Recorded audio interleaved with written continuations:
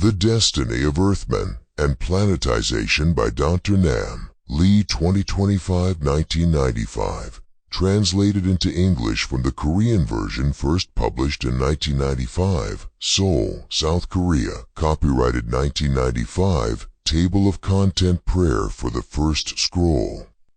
Preface Introduction. Part 1. The Galactic Destiny of Earthmen. Part 2. Planetization and the New Order. Part 3. New Words of Earth Spirituality. Prayer for the first scroll unfold, and show me the fireworks of the age of 3,000 stars on the blue celestial sphere, widening the breadth of my vision, clearer, wider, deeper. O infinite whispering that resounds to the mother gods of celestial space, whom the sun upholds, to the vast emptiness of the infinite universe, quieter than an atom, yet more majestic than the galaxy. Through this point, from the secret chamber in the dull cerebrum, may your winged messengers of light be sent to the children of the morning land, clothed in pure and vivid garments. O Omega Word that renews heaven and earth, purify with the fire of the holy inspiration of the Spirit of Christ the words that are being animated in the womb of the revelation of the future, and let them go forth as spirits radiating the light of the Spirit. And so let the words of the earth that are sent out be the voice from above that calls to the depths, and be the creative vitalizing words of the Valley of Ezekiel that will be used essentially for the completion of the new atom born in this part of the universe. 1994. 9. 7 Lee, Nam author, from Seoul. Preface. Light in the darkness, giving glory and praise to the living God, who shines the light of hope in the midst of the pitch-black darkness of despair. In recent years, I have been captivated by the dream of building the new ideological foundation for the third millennium on the basis of my doctoral thesis on the comparative study of Hegel and Chardin. That a new synthesis for the new era could only come from the foundation of the synthesis between Hegel and Chardin was the conclusion and conviction of my thesis. This has been the task and challenge of my life in recent years. But the vision that one day suddenly appeared clearly and distinctly on the canvas of my still vague dream was full of the most majestic and brilliant light of the Spirit. This vision was given to all humanity, and so I now paint it in language and shine it on the world. Hegel was the only thinker who made it possible for me to jump over the steep valley of Kant, which I had to face after being awakened from the sleep of the traditional substantive philosophy and mysticism of East and West by the critical minds of Hume and Kant.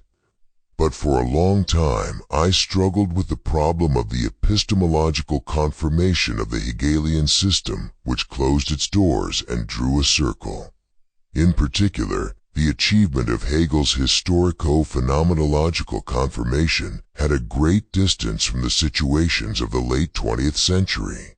For several years I was deeply immersed in the world of Hegel's vast synthesis, and knocked on various critics of Hegel to find the solution to Hegel's problem, but I could not get satisfactory answers. In order to transcend Hegel historically, I had originally tried to write a thesis that tried to seek the future direction of the extension of the line of thought after synthetically and conclusively evaluating all the past spots centered along the line of historical thought of Plato-Augustine. Kant Schleiermacher. Hegel-Pannenberg within the framework of Trinitarianism. However, I had encountered the objection of the dissertation committee. The topic was considered too broad. In the meantime, my advising professor, who had supported my insistence on the thesis topic, had surgery and took his already late retirement. So I had to undo half a year's worth of research and start looking for a new topic. Starting over from the beginning was really disappointing and hard, but it led to a better path. For I had found in Chardin a giant of the synthesis of the centuries who offered an outlet for the sublimation of Hegel's problem. My consciousness came out of the framework of the Hegelian system and began to soar, growing wings, into the vast world of another enormous synthesis. My thesis was the world's first comparative study of Hegel and Chardin. I prepared the thesis with a sense of mission, captivated by the premonition and conviction that my work on the comparison and analysis of Hegel and Chardin would become an epical pioneering work for the new synthesis of thought for the third millennium. Since then, I have always felt that my personal ideas and views would grow through the sublimating progress of the different thoughts of Hegel and Chardin. When one day I would sit down to organize my thoughts and write a book, for I was confident that by working on the dissertation at that time, I had gained a higher vantage point from which I could reconsider and reevaluate the thought systems of Hegel and Chardin from a new dimension and angle. For I felt that there were some inadequacies and historical backwardness in the two systems of thought, and, moreover, that some new perspectives were emerging in me. However, I could not have imagined that a new vision would awaken in me, centered on the principle of a completely new view of the future world. Hegel's synthesis has the potential to continue to guide thinkers in metaphysics and epistemology for a long time to come. But his phenomenological view of history could not escape the confines of European Protestant civilization. Hegelianism is bound to the early 19th century, even if we accept the interpretation that Hegel predicted the new age of the American continent, which is more generous than the interpretation that Hegel saw the completion of history through German Protestant culture. Chardin's achievement laid the theoretical foundations for the theory of globalization and the synthesis of science and religion.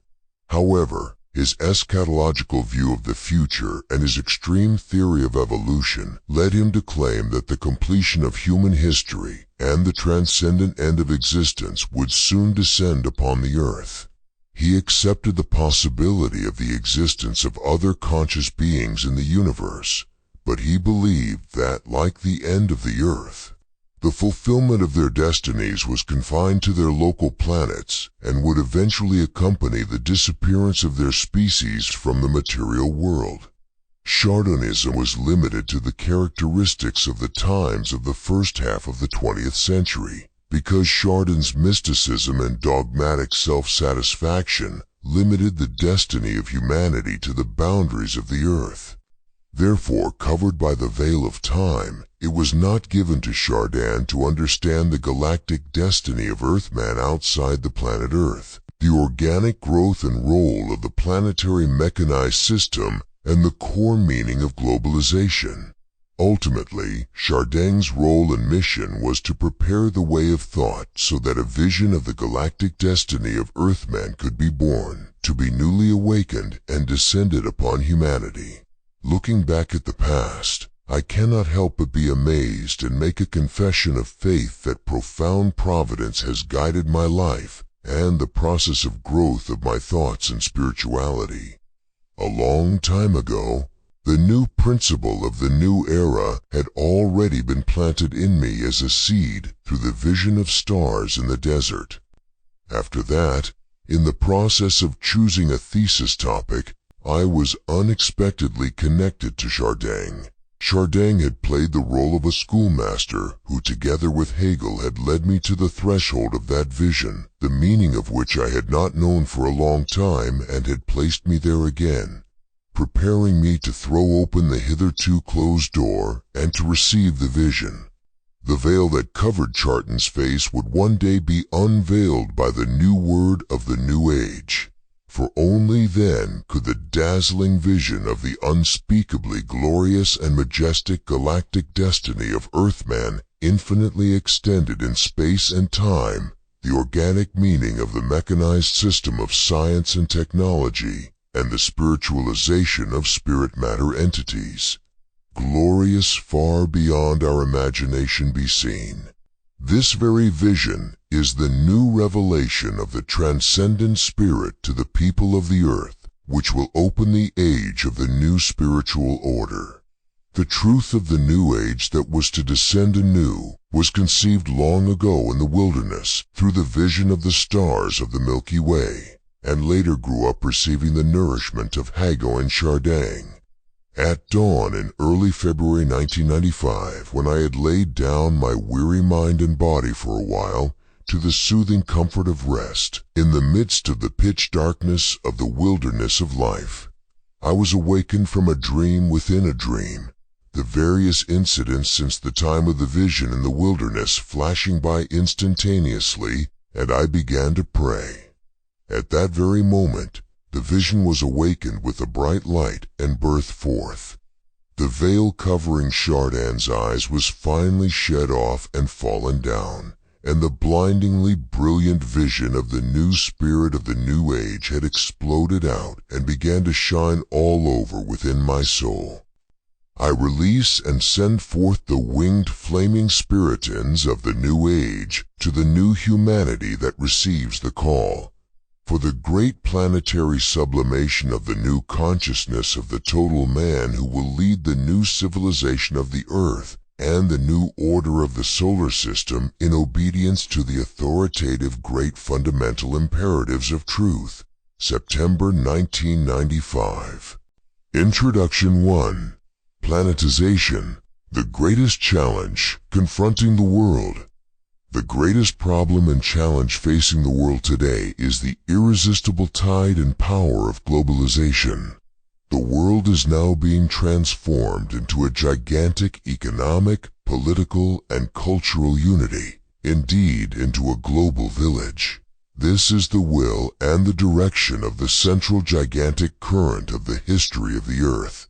Therefore, not a single country in the world can disobey this motherly divine providence, but must conform to it, just as any country that flows against it, even if it is a great nation with the most powerful economy and military in the world, would not be vitally used as a leading nation within the newly forming planetary civilization, but would lag behind with the role of a sidekick in an awkward position. Therefore, like a newborn baby who warms his whole body and entrusts himself to the heartbeat of his mother, all nations must completely and thoroughly warm themselves to the warmth of the vitality of planetary history, which is currently shaping and guiding the future and destiny of the planet, and entrust their future and destiny to it, and join and flow with the great current of planetization. This is because, if they are not fully connected to the flow of a great stream of globalization, they would be writhing in all sorts of economic, social, and political nightmares in the quagmire at the backstage of history, in which the countries that are behind the times in the coming 21st century will be sinking. This is because in the 21st century, there will be an ever-widening gap between the advanced countries, which will be at the forefront of globalization, seizing the oars of science and technology, and riding the waves of new history, and the backward countries, which will be crushed by economic and social problems that will grow uncontrollably like a snowball that gets bigger and bigger as it rolls down the slope. This is the new dichotomizing dynamic of planetization that will unfold before the formation of a new integrated system of planetization, because the competition will become more and more intense. The prize of victory and the loss of defeat will become more enormous in its magnitude and result than ever before in history, and the camps of winners and losers will become more clearly divided. The nations of the world must, by all means, break through and enter the territory of the high ground of the New Age. In doing so, they must not become the troublemakers of the 21st century, but rather the forces that contribute as problem solvers to overcoming various planetary problems of ecosystem, population growth, economy, and politics. As the protagonist nations of the new era, putting the common destiny of humanity at stake. Globalization is like a merciless truck coming towards you. You will either be dead or crippled if you are hit by the truck, unless you jump and get on the truck courageously, quickly, and decisively. But if you get on the truck, you will survive and reach the wonderful destination of prosperity. This is because the wind of planetization will ruthlessly change the whole world for a while, and it will heartlessly divide and separate the humanity of the earth with the duality of the vitalizing wind and the killing wind. Those who have will have more, and those who have not will lose even what they have. For it will show the smile of an angel to the people who obey and follow, but it will show the stern wrath to the people who do not respond and go against it. 2. New vision for new humanity, response to the challenge of planetization. In order to properly respond to the challenges of globalization, humanity must be reborn as a new humanity that has a clear vision of the new world in the bosom of the vitality of the coming new future age. The new humanity which has the new vision of the future will become a gigantic eagle and spreading its wings wide to the strong wind of planetization, will soar and fly high into the blue sky of unlimited possibilities of the third millennium. Now, the force of planetization is pushing all the countries of the world out of their nests like eaglets on a high precipice, to spread their wings and flutter, to fly, and become masters of the sky. The competitive pressure of internationalization is pushing all countries out of the nest, both at home and abroad. They will become eagles flying in the sky if they spread their wings and flap their wings with all their might under this pressure. If they fail to flap their wings, they will plummet and become disabled, like sparrows incapable of soaring high in the sky.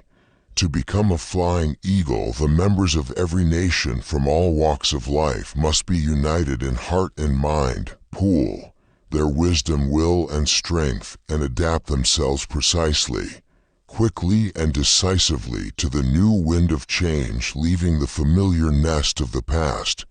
The times are changing at a dramatically rapid pace. They must quickly accept, digest, and sublimate the new. They must keep flapping their wings until their bodies are floating in the air, soaring high into space. The flapping will strengthen their wings and finally allow them to fly. If they continue to struggle and wriggle, the hidden power in their bodies will be released and burst forth, and they will fly. When the countries of the earth become eagle countries, humanity will become one giant eagle and begin the great soaring in search of its destiny. Now, more than at any other time, humanity needs a vision to show the way forward and to focus the power and wisdom of humanity. More than at any other time, Earthmen urgently need a view of planetary history and a view of the future based on an understanding of the principles of the Earth perspective. Now the innumerable stars of the heavens are calling the Earthmen to flap your wings, to soar and to come up and find your destiny.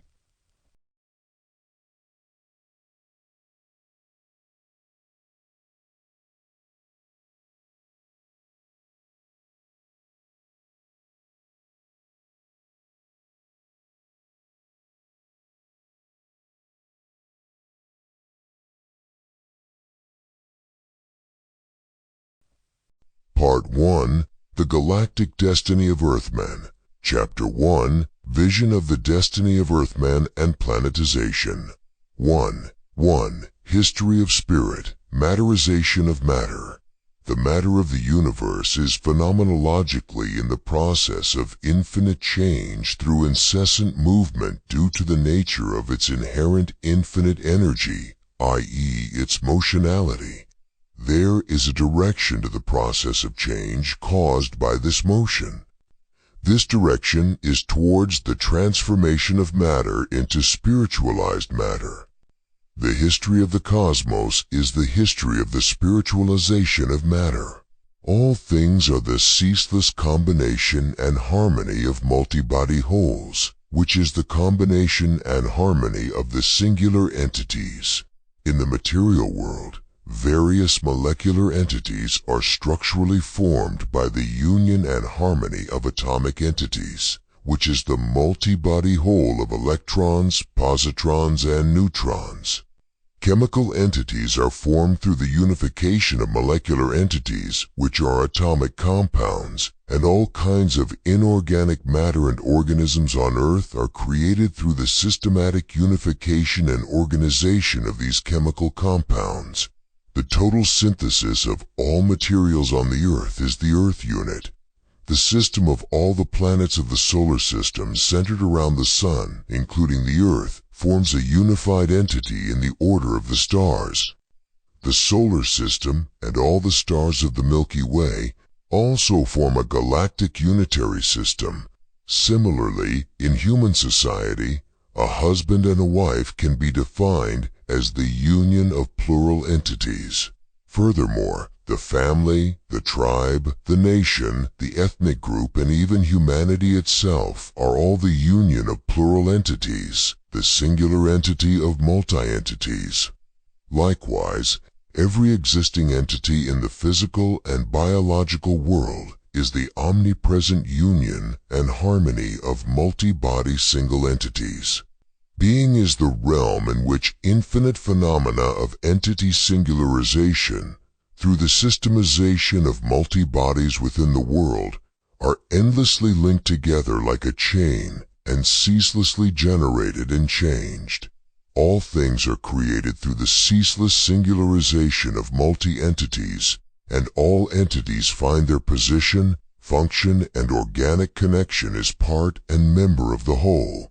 Every multi-body singular entity in the universe can be categorized from a philosophical, religious, scientific, or even a common-sense point of view, mainly into those multi-body singular entities that we generally perceive as non-living entities, and those multi-body singular entities that we call living entities. Living entities can be further divided into unconscious entities and conscious entities, i.e. plants and animals. Conscious entities can be broadly divided into non-self-conscious animate matter and self-conscious spirit matter. From a phenomenological point of view, the spirit matters are so far only limited to human beings. Religiously, however, they are often further differentiated as human and superhuman spiritual beings.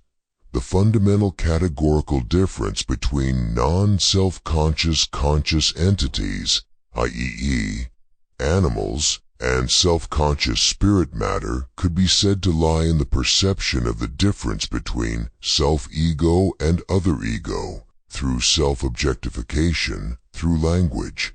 In other words, the realm of the spirit is the realm that recognizes the multi-bodies through consciousness by means of its bodily senses, and goes a step further to differentiate the eternal home of its own unique singularity, that is, its self-ego.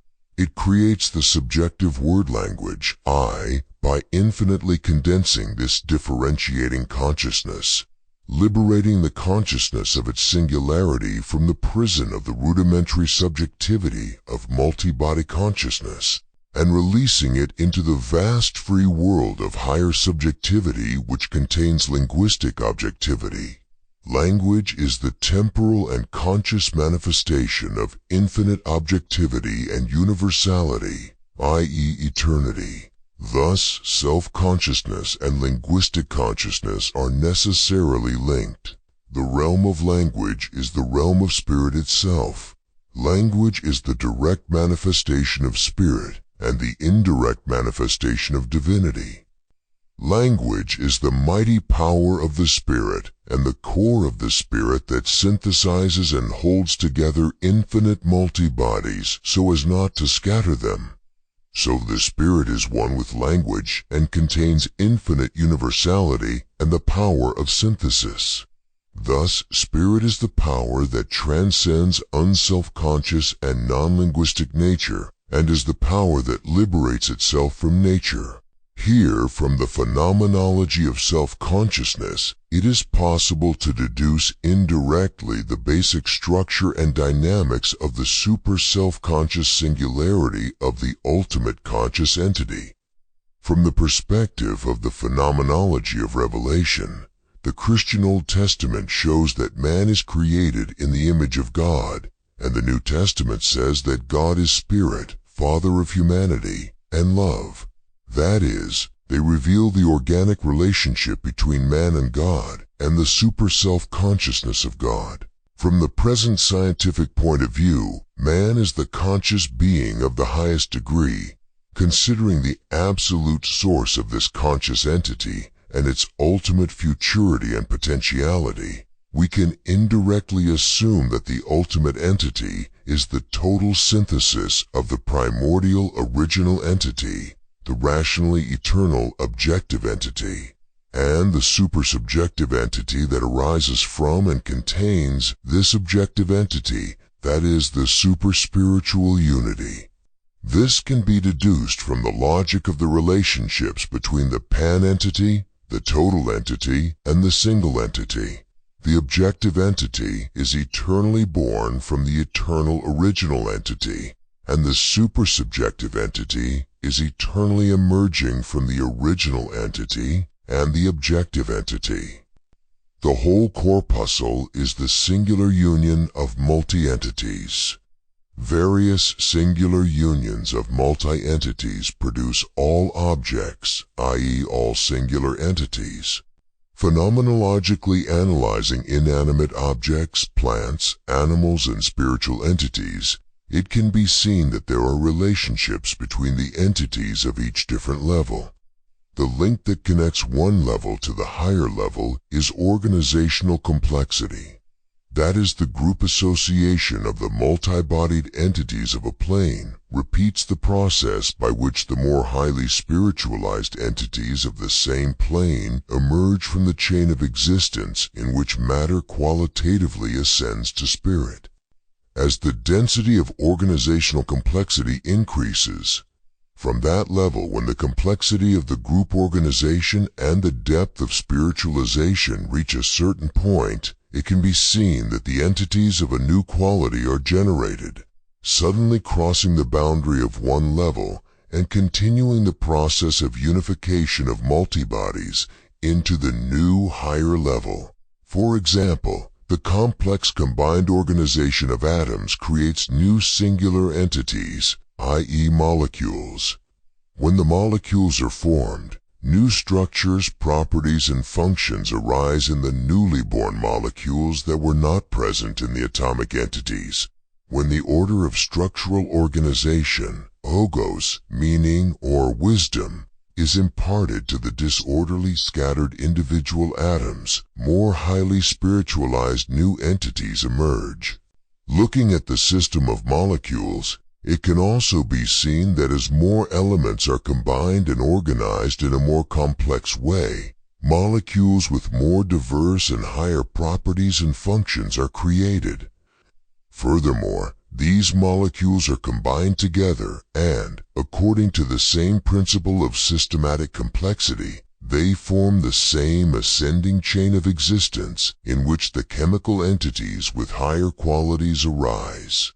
The amino acids, which are the basic units of organic matter, are formed as the entities of a new level when the combined organization of these inanimate chemical entities becomes more complex.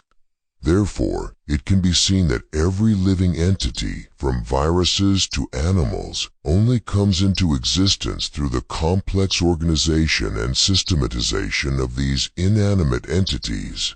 Since there are no viruses or animals in this universe without the atoms and molecules, it is clear by logical deduction that there is an inevitable and natural law-based relationship between animate and inanimate entities. Eventually, man will fully understand the physical processes and principles of the evolution of living things from non-living things.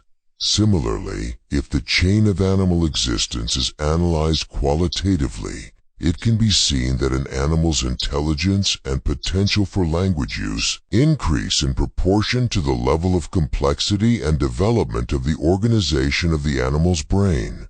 The detailed phenomenological analysis of the human being shows that all the mental functions and characteristics of the human being are necessarily linked to the physical body, at least in infancy.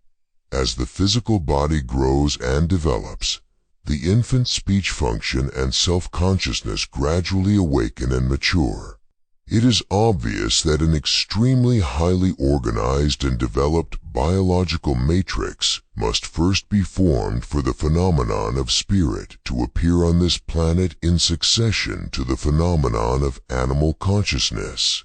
The physical body of this spirit must have a developed brain and central nervous system capable of receiving and awakening the breath of the word that can conceptualize the basic first-personal subject, that is, the spirit of self-consciousness. Considering all these factors, it can be seen that matter and spirit are neither dualistically separated nor absolutely opposed to each other, but that there is a connection and continuity between matter and spirit. Inanimate objects, animate objects, and spiritual objects all originate from the identical ultimate minute objects. Whether these extremely small particles are purely spiritual things that transcend materiality cannot yet be conclusively determined by man's scientific inductive methodology and pure theoretical reason. This is because human reason dialectically and endlessly produces two opposing arguments, because it cannot perceive matter transcending time and space, and logically and necessarily precedes infinity in the measurement of finite time and space. Because of this finiteness in the infinite and infinity in the finite, these antitheses have the identical possibility of phenomenologically infinite approximation. Thus, a theory can be proposed that temporarily identifies them as one on a phenomenological level. Therefore, matter and spirit energy, dynamic principle of the phenomenon of movement of matter, can be treated pragmatically by identifying them as one, giving them a common quantitative denomination, and applying them to mathematical formulae and to science and technology. That is to say, what we commonly express as mind is, phenomenologically speaking, the unity of the multibodies, which are highly organized and developed ultimate microentities. This is consistent with the traditional Christian theological teaching that human souls and angels are also creatures. As creatures are multi-bodied entities, they always contain the possibility of breaking down into parts. Only God, the Absolute Spirit, is primordially simple holy, and therefore immortal. Man, the creature, can be endowed with immortality only by the will of God. Matter can perish because it contains the infinite theoretical possibility of disintegrating into parts. Matter from one sphere can give rise to matter from different spheres, so spirit can emerge from matter. It can be described that animate entities emerge from the matrix of inanimate materials, that conscious material entities awaken from the matrix of animate entities, and that spiritual entities are born from the matrix of conscious materials. In short, it can be said that matter is the matrix of spirit. More specifically, it can be said that spirit-matter entities arise from matter, spirit entities. This means that all materials potentially contain spirituality, and that the matter-energy entities of one dimension give rise to the matter-energy entities of a higher dimension. This is only the expression of phenomenological language, not metaphysical or religious language. Science, following phenomenology, will one day establish this phenomenon of spirit as a scientific theory. When it is observed that the phenomena of higher animated objects, consciousness and spirit arise from simple materials, it can be perceived that matter has in itself the internal tendency toward spirit, and that the history of the universe is the very history of the spiritualization of matter, i.e., the history of spirit matterization. The tendency within matter itself to stimulate the process of spiritualization is the very dynamism of matter, that is, the nature of energy. The core property of this dynamism appears as the forces of push and pull. Through the dynamics of these push and pull forces, the whole universe is spiritualized. Between the forces of pushing and pulling, the force of pulling eventually harmonizes and uses the force of pushing appropriately and, by creating countless unified entities from the ultimate minute entities of the infinite universe, spiritualizes the universe. The pulling power is the power of the ultimate synthesis of the universe and the power of spiritualization. The universe is fundamentally defined and spirit-matterized by the power of attraction, which is love. The ultimate dynamic of the history of the spiritualization of the universe is love. It is against this background of the history of the spirit materialization of cosmic matter that the principles are to be found, which provide the means of understanding the destiny of Earthmen and the meaning of planetization. 1. 2. Galactic destiny of Earthmen and planetization. The destiny of Earthmen is not on the planet Earth, but among the countless stars of the infinite universe. The role and significance of planetization is the preparatory process for the galactic destiny of Earthmen. In order to understand globalization, it is necessary to consider the history of Earthmen within the cosmic spatial background of planet Earth. When we consider the finiteness of the surface of the planet Earth and the numerical increase and proliferation of human beings, we can see several facts. It can be seen that in the beginning humanity started with an extremely small number, but that humanity has grown mentally, materially, and quantitatively, being supplied with all material nourishment from the womb of this earth. Just as a fertilized egg cell is supplied with nourishment in the womb, and multiplies and grows geometrically. Before the 20th century, humanity had spread all over the planet, ceaselessly exploring and developing the entire surface of the earth, moving and implanting the population all over the world, especially through the transportation system developed by science and technology.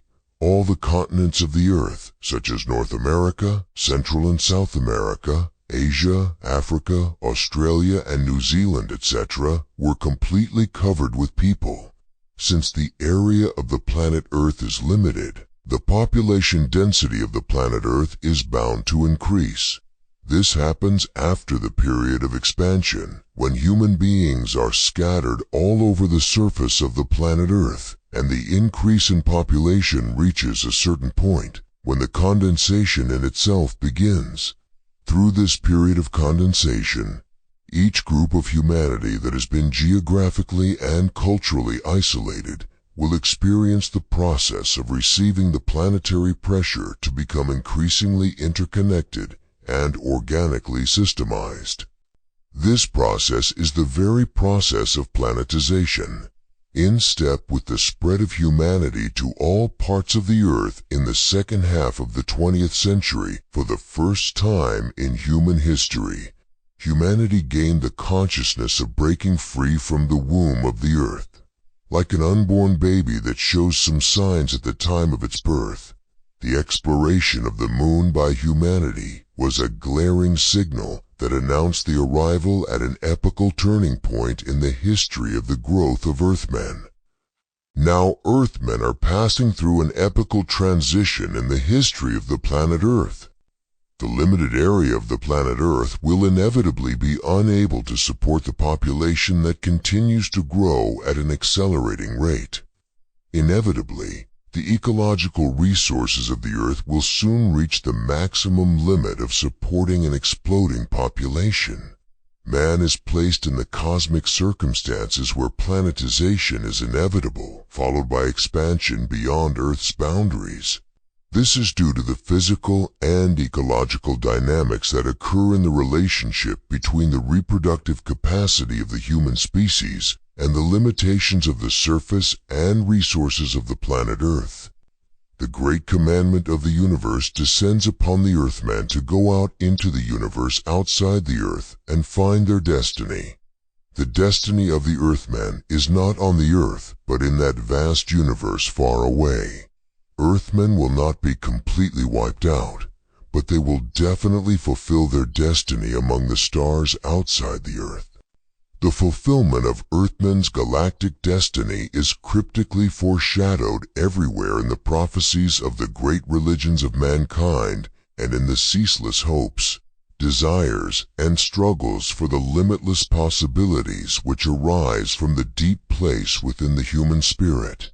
Considering the cosmospheric situation of mankind within the solar system, it can be assumed that the providence of the universe for mankind is implied in the structure of the Milky Way.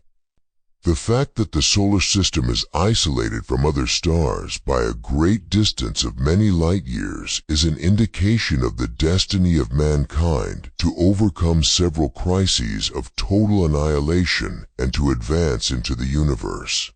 There are trillions of galaxies containing trillions of stars in the enormously vast and extensive universe. In some sectors of this universe, would there not be many other planets on which life forms like Earth have developed? Among these planets, there could be peaceful aliens as well as aliens with many harmful characteristics in relation to Earthmen. To the best of our present knowledge, there are no highly evolved forms of life on any other planet in the solar system except the Earth. Therefore, there are no aliens in the solar system that could threaten Earthmen. The great distance from other stars also provides cosmospheric stability, protecting Earth from the major threats of aliens outside the solar system until Earthmen within the solar system are more fully mature. This may seem to be a very fanciful theory, and one that humanity has not yet found very realistic. But it is the cosmospheric dynamic that will be vital in humanity's space age. From the distance between the Earth, the Moon, and other planets in the solar system, and the distance between the solar system and other stars, it can be seen that the cosmic morphological structure of the Milky Way has arranged the planets with material resources that will nourish the life force of Earthmen during the solar system era in appropriate stages. In step with the process of gradually cultivating Earthmen ability to adapt to the cosmic sphere. Earthmen have already explored the Moon and are now in the initial process of developing their ability to develop the material resources of the universe, using the Moon as a base. The necessary resources for the space age, which will be more and more required for the growth of Earthmen, will gradually be opened up and made available. Even as Earthmen continue to explore and develop the planets of the solar system one by one, it can be observed that the profound and mysterious wisdom and providence of nature, which man cannot help but marvel at, is manifested in all the functions and resources hidden in the matrix, the womb, which provides all the physical, nutritional, and spiritual environment for a simple egg and sperm to form and grow into a human spirit matter entity. It can also be seen when one observes the ecosystem of planet Earth, that it displays the characteristics of the womb, in which the life-centered automatic devices are organically installed everywhere for the continuous survival and growth of life forms in amazing and miraculous ways. Similarly, when one looks at the solar system from a larger and long-term perspective, one cannot help but realize that it is latent with an amazing organic matrix system for humanoids. Everywhere, in all spheres and dimensions of the universe, are hidden the divine providences of the universe for the continuation, growth, and proliferation of life and spirit. The promise of the universe is also hidden in the practical rationality of man. If all Earthmen are bound to the Earth forever, there are only two possible situations. Either they will be totally annihilated and disappear from the Earth, or they will continue to exist but repeat the process, whereby the population is extremely reduced by wars or natural disasters whenever the increase in population reaches a certain point of density, and then the process of propagation of the species is restarted like a squirrel turning on a treadmill. The only other possibility is for Earthmen to leave the planet and, using the moon as a base, colonize and emigrate to other planets in the solar system. The first two possibilities devalue human life in a nihilistic and utterly meaningless way from the point of view of morality and the history of life. For Earthmen to be confined to the planet Earth forever is contrary to the principle of the proliferation of life forms and spiritual entities, which is based on the ecological structure of the universe, and to the inference of the future direction of the species, which is based on the past history of the phenomenology of Earthmen. When one knocks on the door with the questions appropriate to man's practical rationality, the hidden codes of the universe are extracted. The sound practical rationality of man instinctively perceives, earnestly hopes, and firmly wishes that humanity will, on the whole, survive and have the destiny to go out into the universe beyond the planet Earth.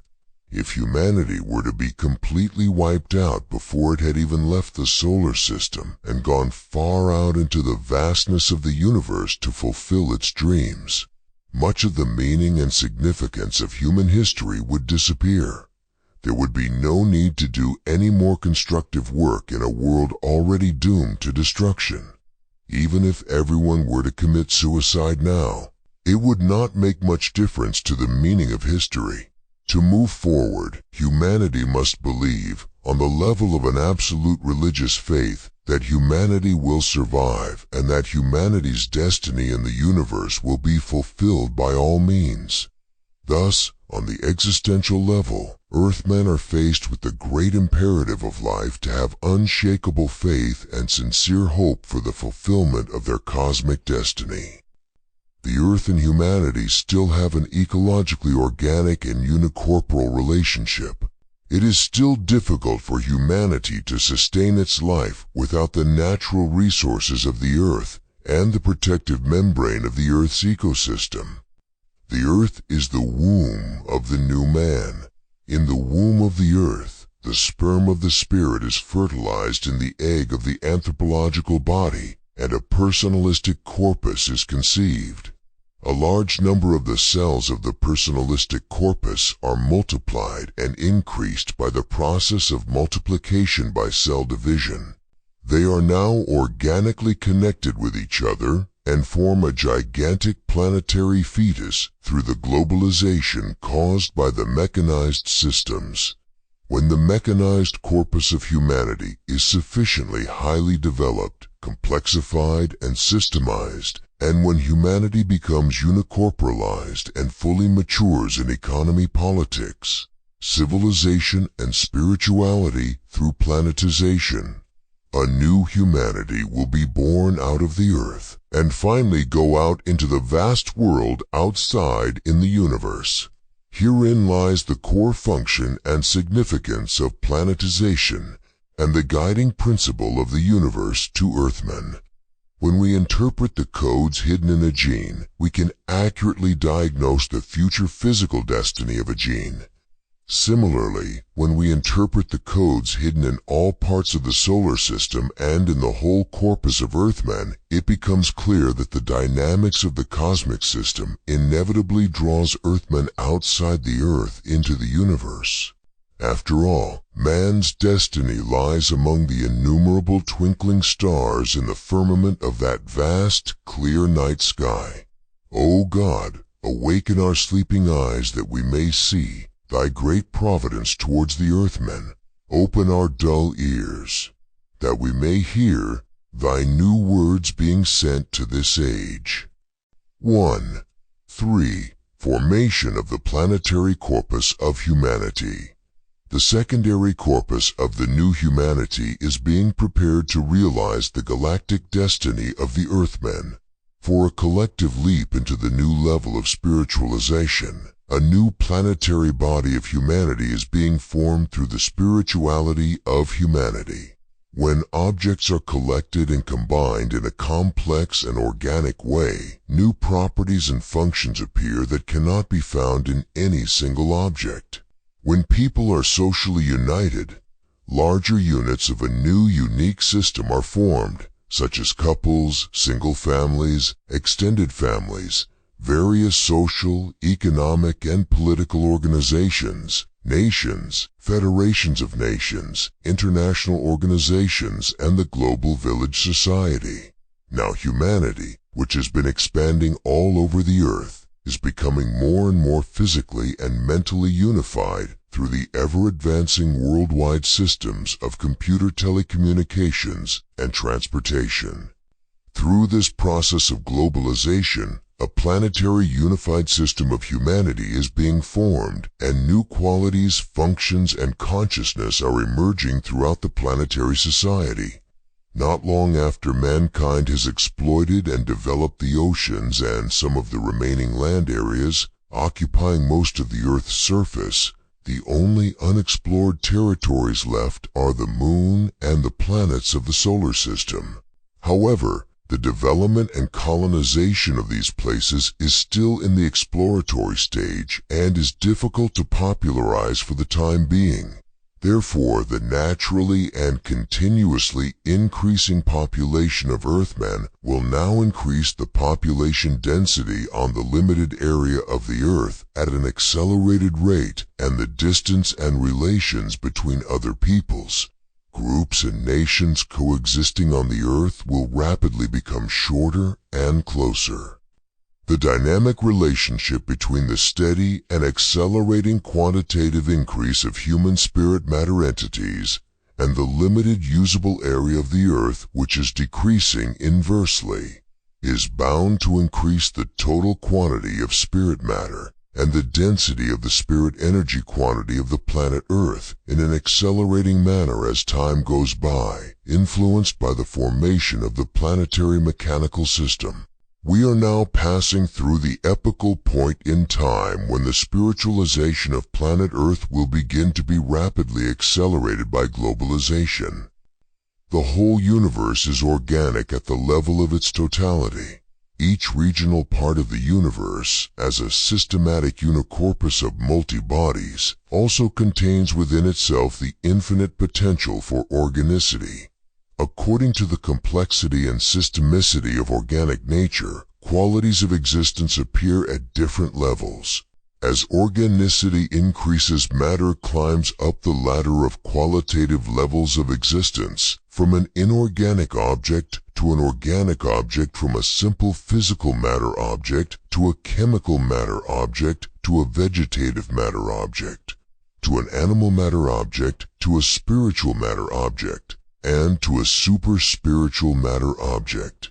As soon as organic objects of higher existential quality appear, they absorb and digest the multi-bodied objects of lower levels, transforming them into their own bodies and building the staircase of ceaseless sublimation towards the spheres of much higher existential quality. Organic life forms have already appeared in the universe, at least on this Earth. Once a life form appears, the life form, under the protection and guidance of nature's irresistible tendency towards life, which oversees the whole universe, begins a great long journey of mighty proliferation and growth, so that the inorganic system of the lower planes cannot stop it. In so doing, it increases the material quantity of its life form for the great quantitative increase of life, wildly ingesting inanimate objects and changing their nature into organic matter. The mighty power of the life form to conquer the non-living material realm and transform it into living materials can be understood from the fact that the vegetative and animal organic life forms have appeared on this Earth in very minute quantities and have covered the entire surface layers of the Earth many times over. As if taking off and changing their old clothes, The materialization of organic life has already transformed enormous amounts of inorganic matter on Earth. This is the miracle and power of life itself. We exist in this wondrous realm of life. Likewise, once a spirit matter entity appears in the universe, the irresistible, unstoppable power of the universe causes that spirit matter entity to explode and spread throughout the planet where it appeared, and then sends it out to expand throughout the universe. Spirit matter entities absorb and digest the materials of the lower existential level, that is, inorganic materials and organic biological materials such as plants and animals, and transform them into the parts of their organic and mechanized bodies. This is how they reproduce and spread all over the planet Earth. This is the very miracle and power of the Spirit. We exist in the territory of this amazing Spirit. We ourselves are indeed these spirit matter entities.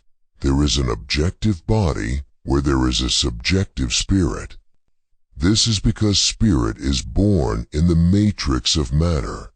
The spirit digests, sublimates, and spiritizes the matter through the operation at the dimension of its existence, and transforms it into the organic members of its new corpus for its self-preservation and sublimation to a higher level. Once a spirit matter entity appears in the universe, it absorbs, digests, and physically and spiritually transforms all animate and inanimate objects and raises its new higher dimensional corpus. It injects its own spirituality into the lower material objects and makes them into the spiritualized material bodies of the higher dimension. That is, when man injects his spirituality into the simple metal, it becomes a tray or is transformed into the objects that are endowed with man's higher intellect, such as a car or a spaceship.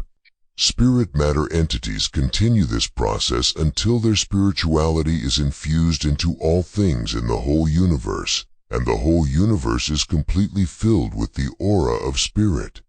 The spirituality of theism senses this process of the spiritualization of matter and inspirationally expresses that the time will come when the glory of God will be abundantly and completely filled in all things in heaven and on earth. Likewise, throughout the universe, the potential to become an organic entity and to be sublimated physiosystemically, biologically, and spirituologically is imminent in material entities in all dimensions. That is to say, the whole universe possesses the potentiality to become corporealized in the body of spirit. At the final terminus of the future, the entire universe will be transformed into one gigantic unified corpus, which is imbued with and reflects the spirituality of the spirit matter entities. This is the ultimate destiny of the universe. Spirit matter objects are organically connected and combined to form a vast collective unity of spirit matter. When humanity comes together, it raises and builds a huge sociological great man. The psychological subject of this great man is the general and cosmic mind of humanity. This mind is now gradually emerging and maturing in the mental world of humanity. This subjective mind of the total human corpus is the planetary spirituality that can unify multi-bodies and will gradually emerge globally through the process of planetization.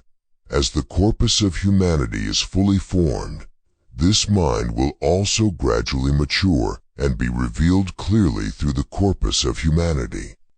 It will spiritualize the matter of the planet Earth, and then even the matter of the solar system. Through this dynamic of the stimulating function for the mutual spiritualization of spirit and matter, the universe is constantly stimulated to build up its cosmic corpus to further spiritualize itself. Part of this cosmic process of spirit matterization is the very process of the formation of the planetary corpus of humanity. Chapter 2: Destiny of Earthman and Role of Science and Technology. 2. 1. Spirituality and role of science and technology. Through science and technology, the corpus of humanity, which enables the realization of the cosmic destiny of Earthmen, is being formed. Through science and technology, the Earthmen are transforming the material elements into the organic spiritized matter corpus, that is, into the planetary mechanized system, the secondary body of humanity. Spirit matters spiritize all the physical and biotic material realms of the universe. At the simplest level, they directly ingest and digest physical material systems, i.e. water, minerals and air, and biological material systems, i.e. plants and animals, as food and human bodicize them. However, the spiritualization and corporealization of the universe by spiritual matters is mainly done through the most spiritual aspects of human beings, i.e. human rationality and creativity, rather than through the mouth, nose, or stomach of human beings. Man injects the images of his inner spirituality into the outer physical and biotic material realms, spirituifying the outer world to reflect his own spirituality. The creative will of spirit matter is projected onto the external world, altering and reconstructing the natural forms of the external world into the forms containing spirituality through the functioning of language-based rationality. Thus, when human spirituality is injected into inanimate matter, natural materials such as metal or rubber are combined and transformed into highly complex and systemically organized spiritified inanimate matter, such as an automobile or a television set. When human spirituality is injected into animate or organic matter, pumpkin-sized pears and more advanced calf breeds are produced through genetic engineering. In this way, spirit matter entities are continually injecting their spirituality into the material universe, spiritualizing it ever more widely and deeply. As the spirituality of Earthmen matures at an accelerated rate through planetization, the progress and growth of science and technology will be tremendously accelerated. For science and technology are the manifestation of human spirituality in the material world. If we look at science and technology phenomenologically, we can see that new sciences and technologies have emerged at different times in step with the process of spiritualization of humanity, even as humanity has spread across the earth. We can also see that science and technology grew explosively and rapidly in parallel with the accelerated complexification and deepening of the spirituality of Earthmen through the internal concentration of human population density after the expansion of humanity throughout planet Earth. In the future, as the spirituality of humanity deepens, the material world will also become more docile and tamed in the hands of spirit. It is in this process and background of spiritualization of the material world by these spirit matter entities that the meaning and role of science and technology can be found. Science and technology is the power of spirituality, spiritualizing the material world, the great energy of the universe which surrounds the planet Earth. Wills that the science and technology of the Earthmen will become more and more mature with the passage of time. In the cosmic trend of spirit materialization, the matter spiritualizing power of the spirit matter entities of the planet Earth will be continuously stimulated and developed. Science is the power that endlessly pursues the accumulation of the total knowledge of the universe. It accumulates its knowledge of the phenomenal world and acquires new knowledge by stepping on the previously stored knowledge base, using the newly acquired knowledge as a stepping stone to acquire higher knowledge, thus continuously building the staircase of knowledge. The dynamics of scientific spirituality is structured in such a way that the science and technology of Earthmen will be developed at an increasing rate. Therefore, the power of man to spiritualize matter will increase unceasingly and infinitely. and all the material universes will gradually, eventually, and necessarily become totally spiritualized. For science and technology are the power of spirit, and the driving force of spirit is irresistibly powerful. The process of cosmic matter spiritization will continue until the time when the whole universe is completely flooded with the aura of spirit. The English word science is derived from the Latin word scientia, which means to knows or knowledge. If we define wisdom sapientia as the pursuit or possession of absolute truth, then knowledge would be the pursuit or possession of phenomenal factual truth. Science is an epistemological methodology for approaching knowledge, i.e., phenomenal and factual truths, phenomenologically, experientially, experimentally, and inductively.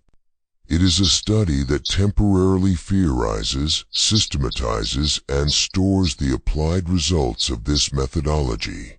Through the spirituality refined and matured by the path of metaphysical, religious, philosophical meditation and thought process, and through the power of inspiration accumulated inwardly, mankind has acquired the scientific vision in the form of systematized theories, the eyesight that can objectively penetrate the external material world.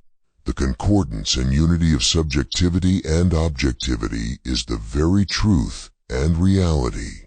The religions and philosophies of the pre-scientific era expanded our subjective world, cultivated our subjective power, and began to release this expanded subjective power into the objective world in an exploratory and creative manner. As humanity enters the scientific era, the spiritual power of subjectivity gradually and steadily transforms the world through objective channels, expanding the scope of the comprehensive spiritual synthesis of subjectivity and objectivity. Through the means of science and technology, the subjectivity of Earthmen is imbued into the objective materials, and the objective materials play the role of the matrix in which human subjectivity matures. The realms of subjectivity and objectivity influence each other and are in the process of being synthesized together on a massive scale on planet Earth. Science is the subjective truth in the objective world, that is, the eye of the spirit awakened in the material world. Science is the work of subjectivity in pursuit of objectivity.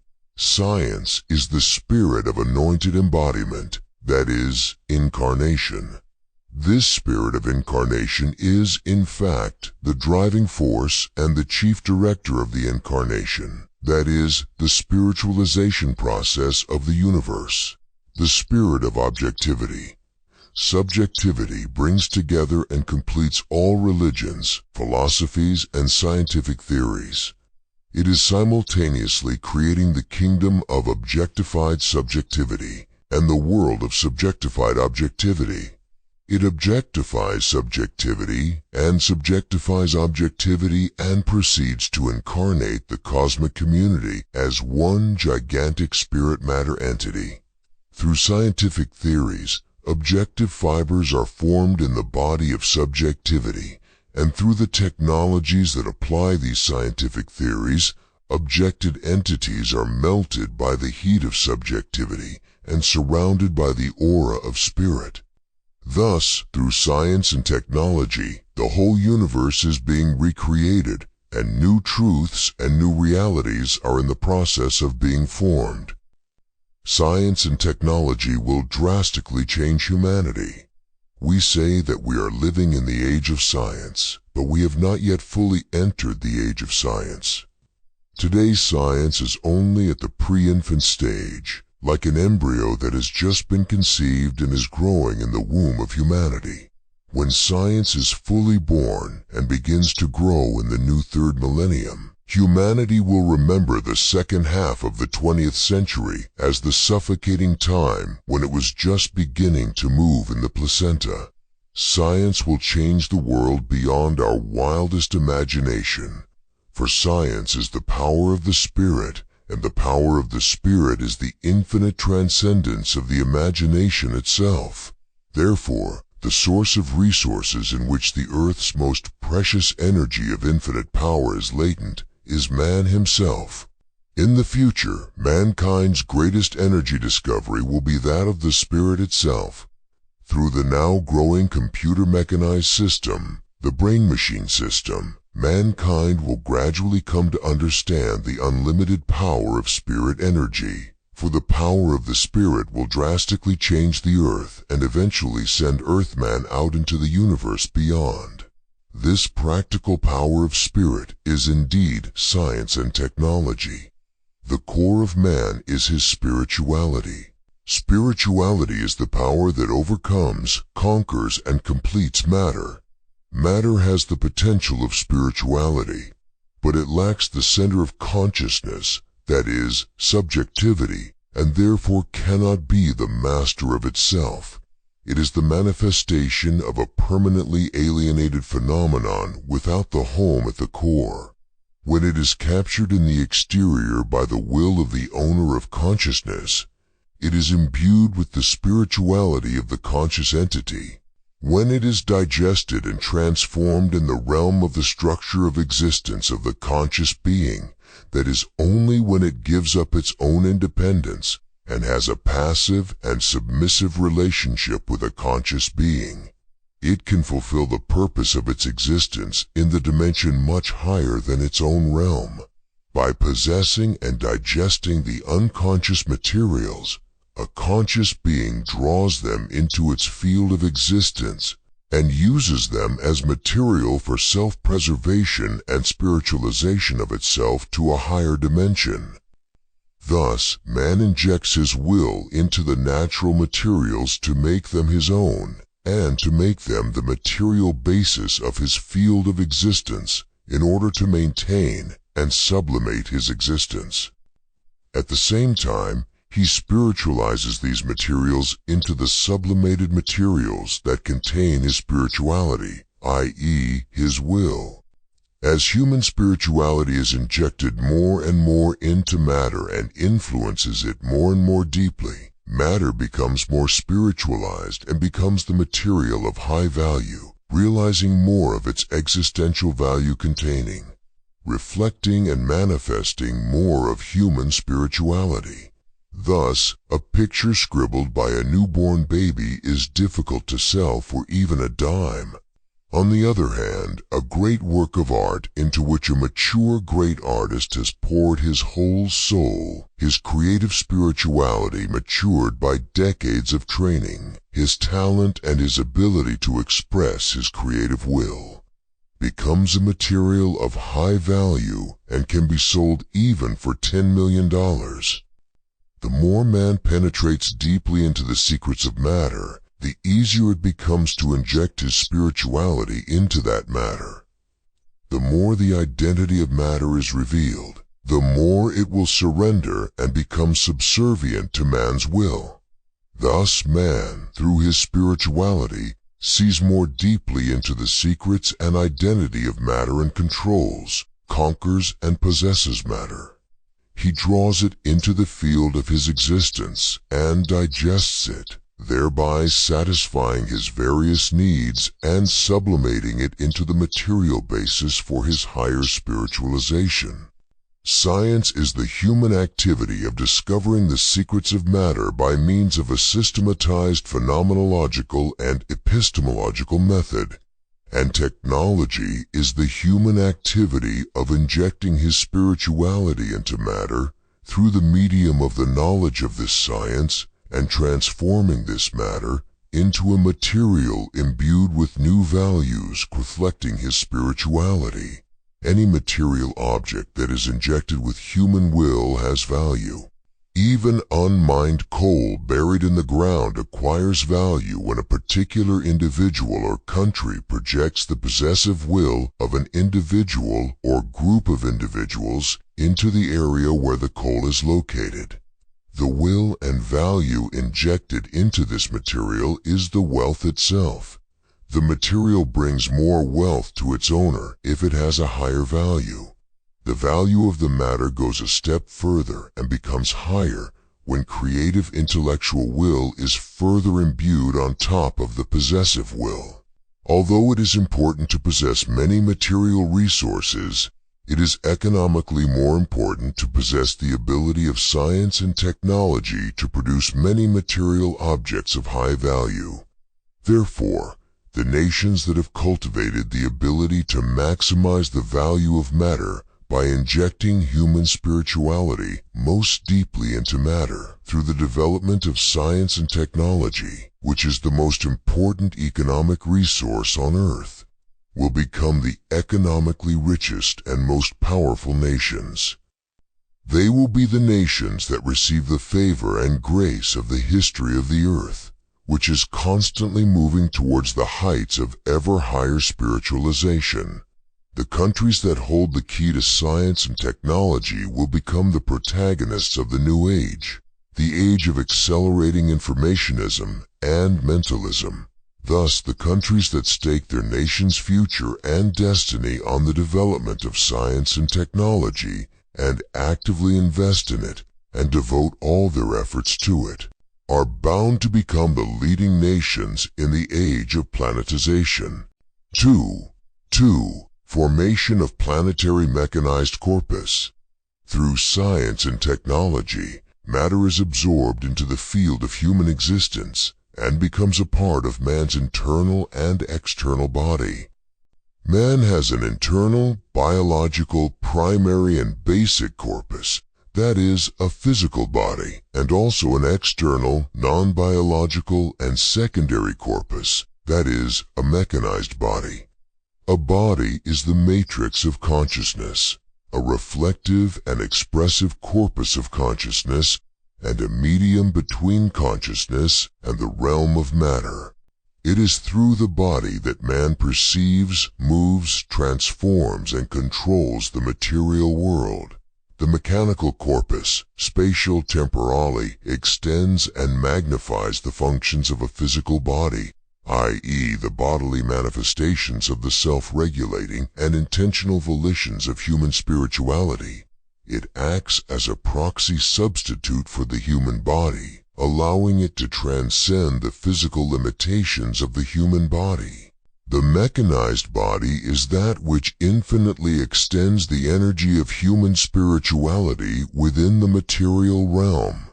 The development of machinery expands man's capacity in quantity and quality to rule infinitely over the material realm, enabling him to absorb and digest more matter into the field of human existence, and to develop a more extensive, varied, and well-organized system of high-quality machinery.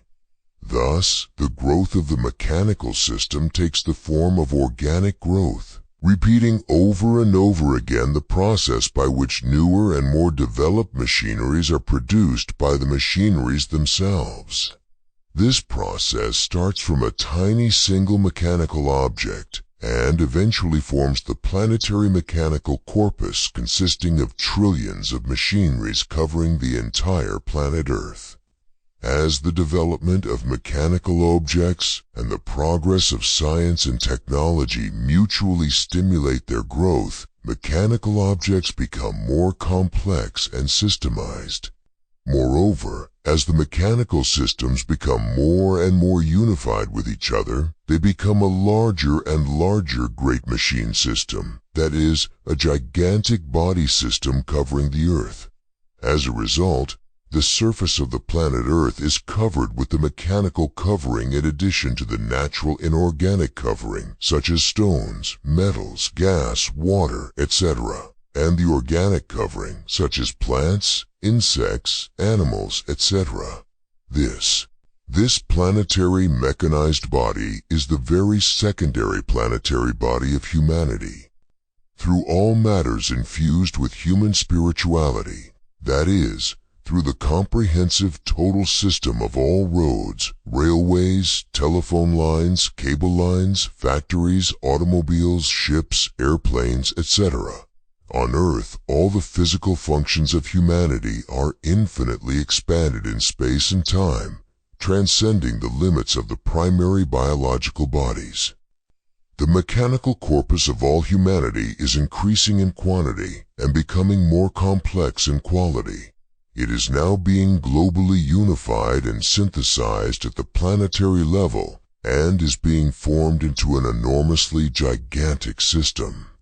This planetary mechanized corpus will become more and more complexly synthesized and highly advanced, and will be transformed into the body of the new system, manifesting a higher degree of organicity and qualitatively new properties and functions. Through planetization, a new planetary mechanized corpus is formed, which will send Earthmen into space. There is an essential organic relationship between man's spiritual maturation and his physical development. This is because matter is the matrix of spirit. The human body contains the human mind and provides the necessary stimulation and nutrients for the growth of the mind. The formation and growth of the human personality progresses in step with the physical development of the infant.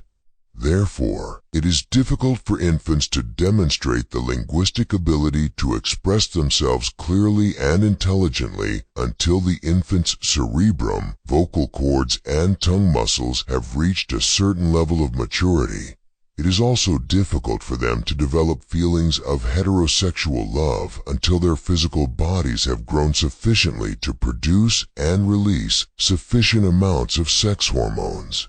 As the mind matures, it gradually cultivates the ability to transcend the physical body. However, it cannot completely sever its organic relationship with the physical body until death. Away from the physical body, the mind cannot perform physical functions. Through science and technology, man acquires a secondary mechanical corpus, and the development of the human mind has an organic relationship with the development process of the mechanical body. Thus, the growth of human civilization is closely related to the process of inventing and developing machines. The scientific and technological revolution brings about the revolution of the mechanical system, and then the revolution of the mechanical system brings about the spiritual revolution of culture and civilization. For matter is the matrix of spirit. Thus, the new spirituality of Earthmen will be awakened within the newly forming matrix of the planetary mechanized matter system. Humanity's spirituality has been growing for a long period of time, centered around natural materials such as water, earth, trees, fire, and primitive mechanical objects such as torches, sticks, swords, spears, horses, carts, ships, etc. However, with the advent of the modern age, mankind's mechanical corpus began to form at an accelerated rate. With the invention of the movable printing press, the memory cells and neurotransmitter system of the mechanical brain began to grow rapidly. With the invention of the steam engine and the control of electrical power, mankind gained new mechanical muscles. New mechanical feet began to grow with the invention of cars, trucks, airplanes, spaceships, etc. New mechanical eyes were obtained through the invention of telescopes, microscopes, cameras, camcorders, virtual reality machines, etc. New mechanical ears were opened by the invention of telephones, radios, stereos, compact discs, etc. New mechanical audiovisual nerve systems were opened by the invention of television, cable TV, satellite, telecommunication systems, etc. New high-dimensional mechanical brain systems began to form through the invention of computers and computer software throughout the world. Through the invention and development of all these machines, which are deeply imbued with human spirituality, Earthmen acquire a new spiritualized material body and nourish its power to infinitely transcend the material realm.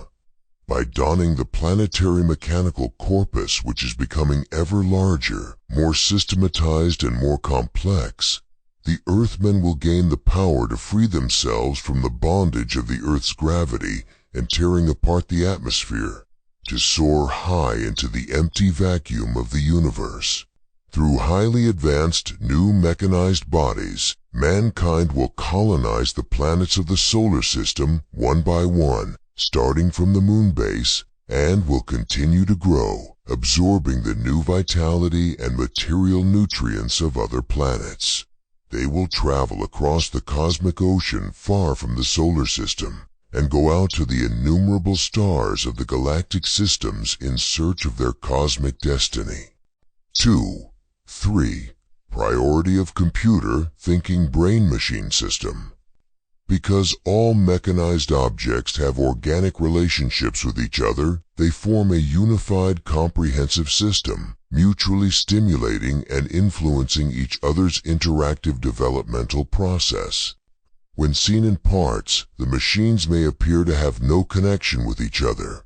When viewed as a whole, however, they are all directly or indirectly related to each other within the overall system. Inventions of hundreds of different mechanical materials, such as the invention of electric light, the invention of the engine, the invention of the stereo system, etc., are synthesized together to form a single automobile machine system. If we look at the formation of mechanized objects from the perspective of planetary history, we could see that all the tens of billions of mechanized objects on Earth are connected with each other, and a huge planetary mechanized system is growing organically. Because the planetary mechanical system is born from the matrix of human spirituality, it has an organic relationship with humanity. Man's physical body is organically and biologically fused with man's spirituality, and functions as the medium of physical expression of man's spirituality in physical form. Likewise, a mechanical system as a medium of practical expression of human spirituality in the material realm necessarily has the same structure, characteristics, and functions as the biological body of man.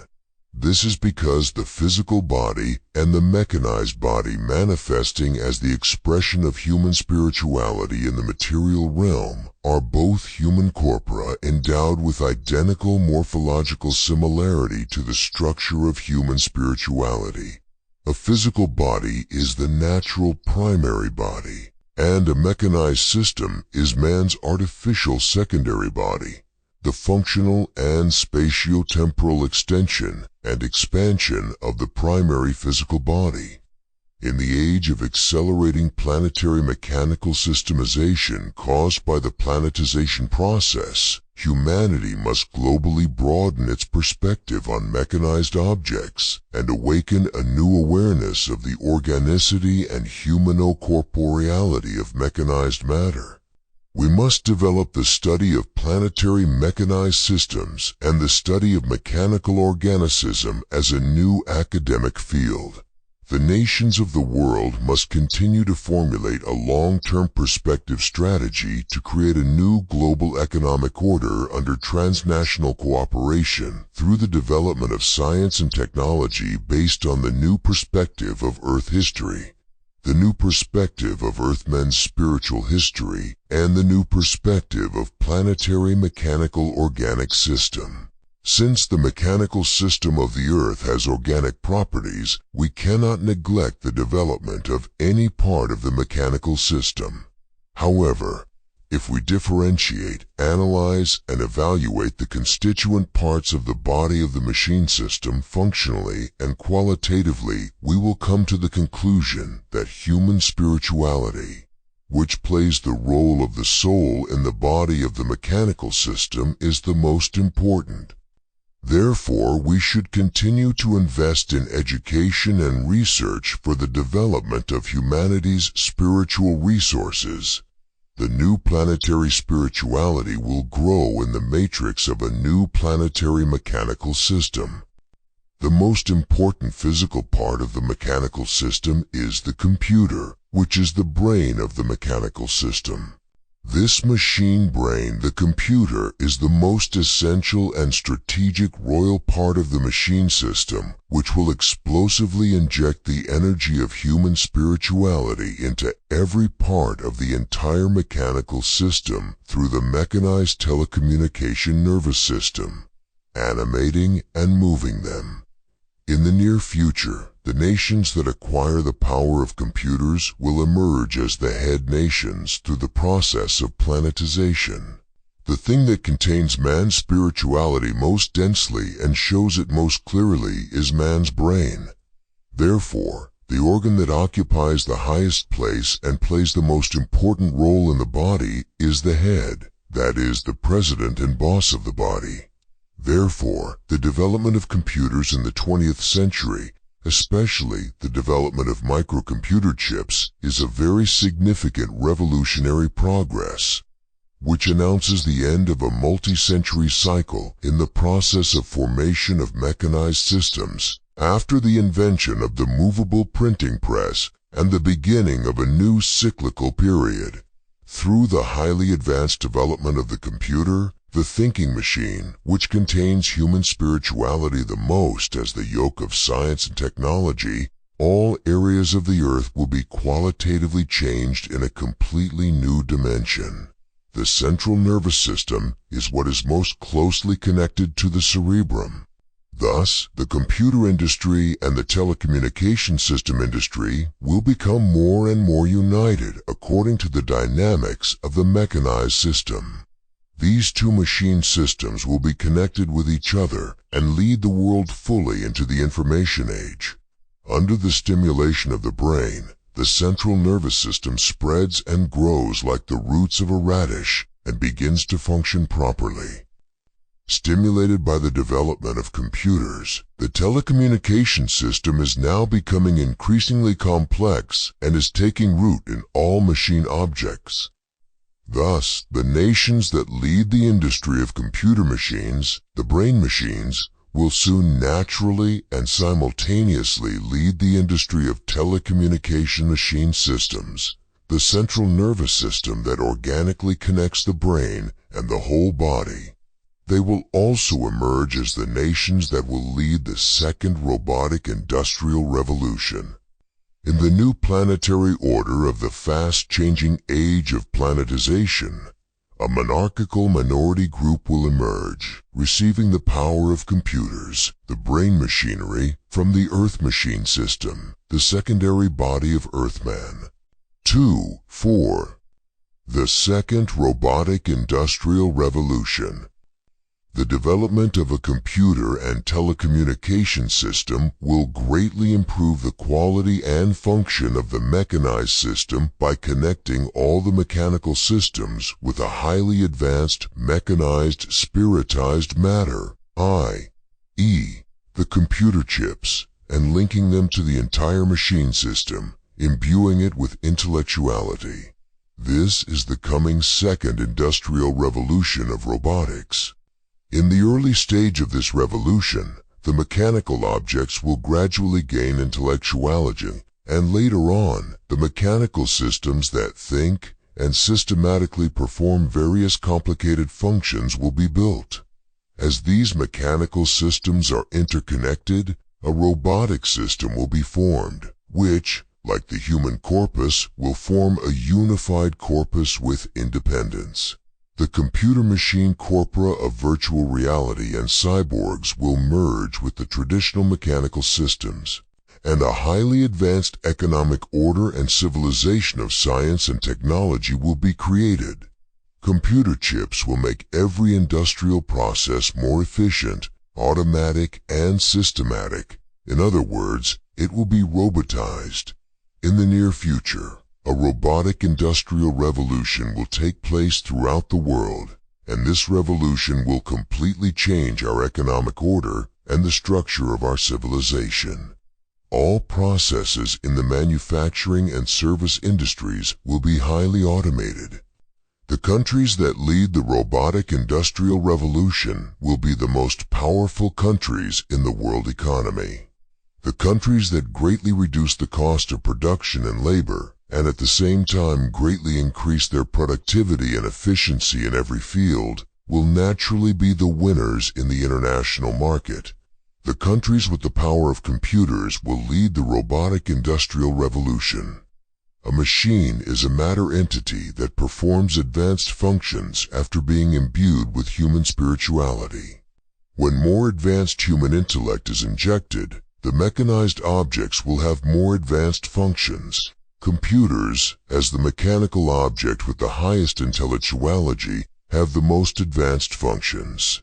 When a highly advanced computer chip machine is connected to other machines, it injects its own intellect into those mechanical objects and transforms them into highly advanced robotic mechanical objects and uses them as its own body.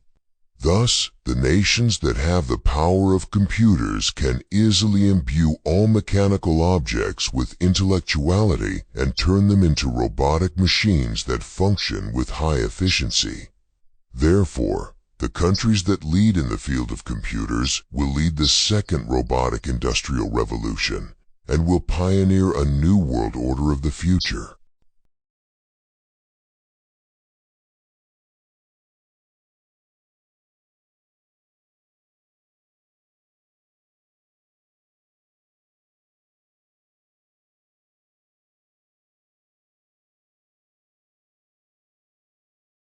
Part 2. Planetization and the New Order. Chapter 3. Planetization and the New Order of International Law. The law is that which has concretely crystallized the inner structure and pursuit of human spirituality in a deeper dimension than the concept of social contract, which expresses the agreements of the members of a society merely for mutual convenience and protection of gains. Since the nature of the human spirit is revealed in the law, man can attain true freedom and self-realization only within the boundaries of the law.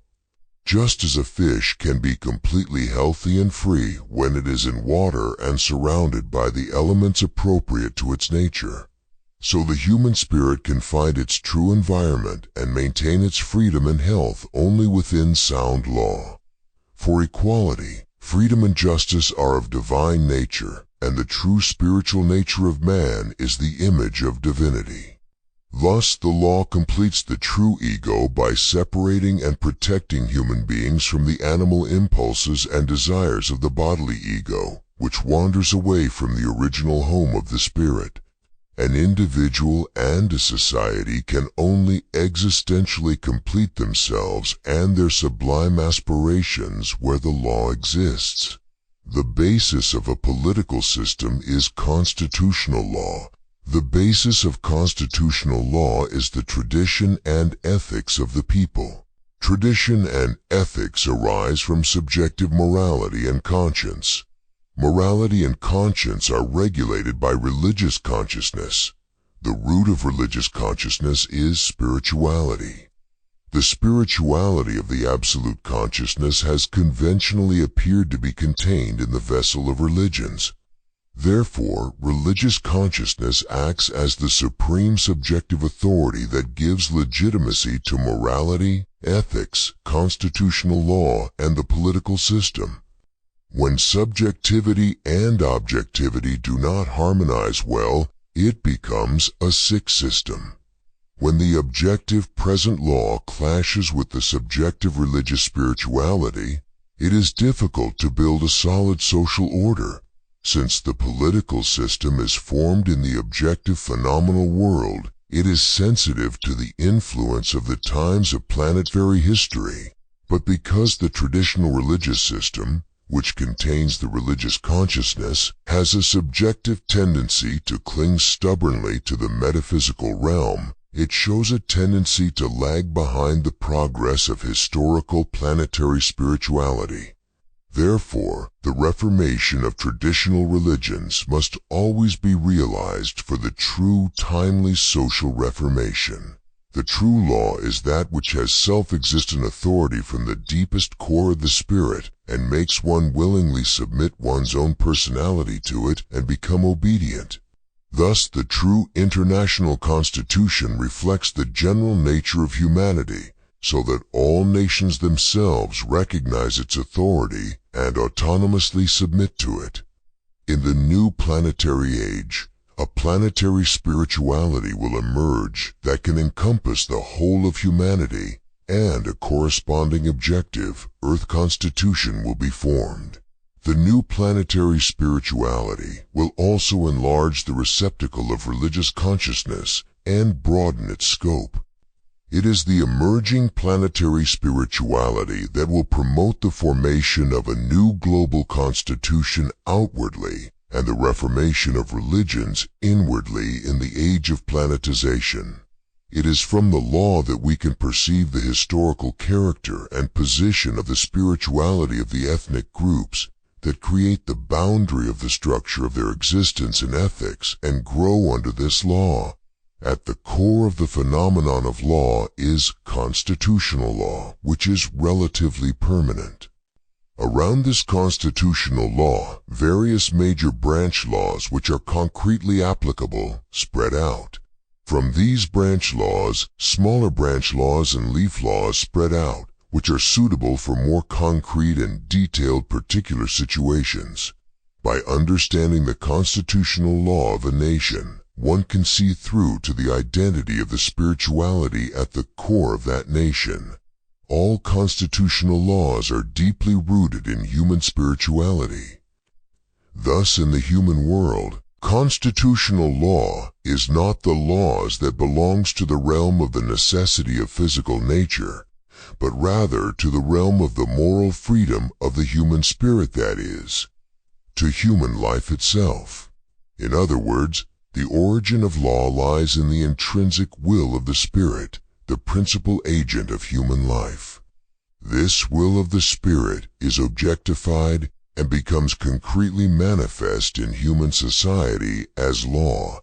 Since the law emanates from the core of the will, it can transcend the trivial impulses and characteristics of non-essential physical personalities and obtain the authoritative consent of all men on the basis of the homogeneity of the general human moral conscience and rationality.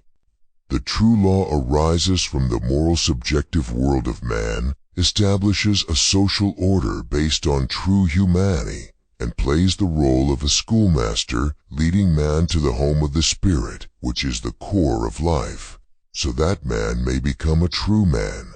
Thus, the law does not bind the will of man under the yoke of the egoistic rope for the fulfillment of animal desires and pleasures, but leads man to the sublime place of self-perfection through conscience and reason, rationality and the sense of propriety.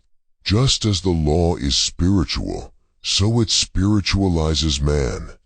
Thus the law is the voice of the spirit, echoing from the depths, and the manifestation of the divine order which liberates man, makes him truly human, exalts the spiritual life, and enables him to find his true self.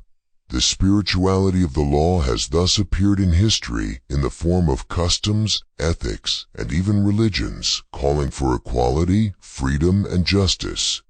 For the law is the voice of an angel proclaiming the will of heaven.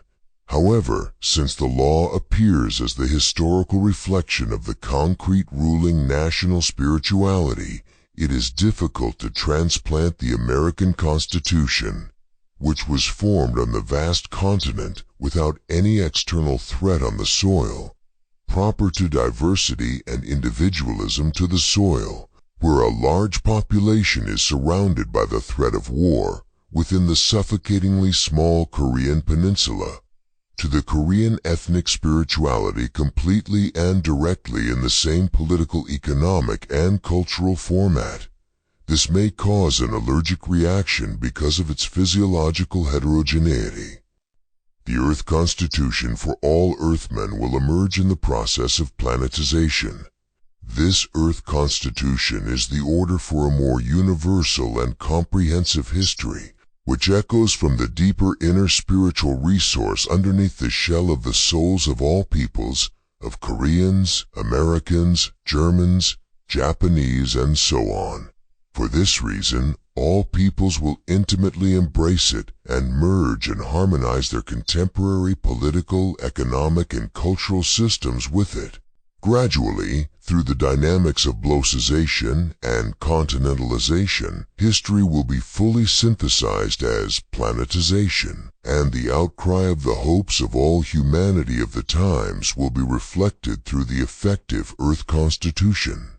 From around the second half of the 21st century, there will be the formation of planetary civic spirituality among the countries leading the globalized economic world. All the nations of the earth ought to establish their own sound domestic legal order and then nurture its capacity to make a contribution to the new world order. The spirit is born from the matrix of matter. New spirituality of law will be arising from the new economic and cultural system, planetary philosophies and religions that greatly contribute to the formation of the global constitution.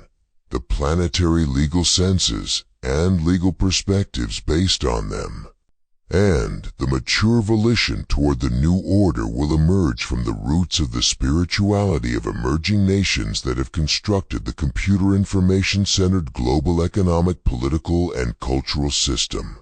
In terms of economy, through the multinational and pan-national treaties, the walls of the trade boundary among the traditional nations will be collapsed and transcended, and the process of unifying countries econo-territorially will proceed, accelerating in greater scale and universality, from that of regional to continental, and from that of continental to planetary. Then, on the foundation of the new multinational and pan-national economic order will arise a new political and military order. All of these international economic, political, and military treaties will be advanced and begin to be accumulated little by little and will be growing in their continental and global scale and character. They will stir up and awaken the sense of the planetary law and will be forming the matrix for the Earth Constitution. All nations are already caught up in the force of globalization, and to try to withdraw from it is to condemn oneself to the fate of an economically and politically backward country in the new order of the times. There is no other adequate countermeasure than to gather the national will and strength, and to ride on the great currents of globalization. To accept the new order and structure means to bear the shock of the change of the past familiar and apparently secure order and structure, and to accept the challenge and risk of the forces of the unknown future. As such, all nations will inevitably go through a period of confusion. However, the leaders of governments and corporations should ride each wave of new international agreements and continue to lead themselves out into the vast ocean of planetization with a keen sense, certainty, and courage about the demands of planetary history and the direction of the flow of progress. In the long term, only those countries that ride these waves will be able to rapidly increase their underlying strength and capacity to deal with international challenges. The economic systems of all nations will experience the chaos and pain of the great transformation through the force of the formation of a new planetary order. The order of their corporate world will be totally reshaped. Fierce international corporate wars will be fought everywhere on the national and international platforms. These are the wars that are inevitable. Many corporations will be defeated and fall, and many new corporations will emerge victorious. In the short term, many nations will suffer bitter defeats in various fields. However, the countries with a clear and long-term strategy, even though they may be defeated in small battles for a moment, will win in the end in the international economic war. The countries with a broader and greater vision and philosophy of planetary history will win in the new order of the times, for it is becoming the age in which the mental power will take the lead, more than in any other age. The world's leaders are now facing the greatest and most difficult challenges and risks in history. More than ever, They need a clear vision and wisdom about planetary history and the protection and help of Earth's history. For the destiny of the present countries of the world will be decided within the next 20 years by the process of enormous transformation of the global order. The process of planetization will overthrow all the orders of the old age and raise up the new order of the earth, first economically and then politically. In this new order of the age of planet Earth, the consciousness of Earth citizenship and planetary spirituality will awaken in the Earthmen. Chapter 4: Planetization and the new economic order. If we extend our range of observation in space-time, a holistic direction appears in all the movements of the universe. The direction of the movements of limitless matter is directly towards the spirit. If we look at the objects analytically, the direction is not seen. But if we look into them synthetically, the direction of the whole movement is seen. Because the whole is complexly organized and systemized, it has the inherent nature of an organism. Organicity comprehensively synthesizes the separately detailed movements of the multiple entities in the sphere of movement and organically fuses them into the direction of one huge movement of the whole. Thus, in the inner part of the whole universe, there is hidden an automatic device for directed motion towards a goal. Christian spirituality reveals, "And we know that in all things God works for the good of those who love Him, who have been called according to His purpose." Romans 8:28. This means that all movements in the universe transcend their partial domains and are inwardly absorbed and sublimated in the direction of the total movements of God's providence, that is, of the good. For an individual object is the domain of freedom, but the whole is the matrix of freedom and the subject of necessity. For the providence of the universe is the freedom and spiritualization of spirit matter entities. Since the ecosystem of the earth as a whole has organic properties, all movements within the domain of human consciousness, which is a part of the ecosystem of the earth, have a tendency towards the fulfillment of an organic purpose. In other words, there is an organic meaning in all the activities of the human totality. Thus, in man's economic activities, there is a meaning that is imbued in the total activities of the human totality and also an organic direction.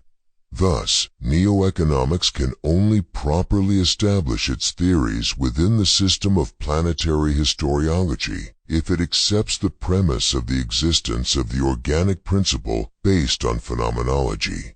Only by recognizing the organicity of the movements of the pan-humano corpus on the whole planet Earth can the planetary historical significance of the current systematization of the international economy be perceived. In other words, the vision of neo-economics must be based on the vision of Earth historiology. The vision of Earth historiology must be based on the vision of universe historiology.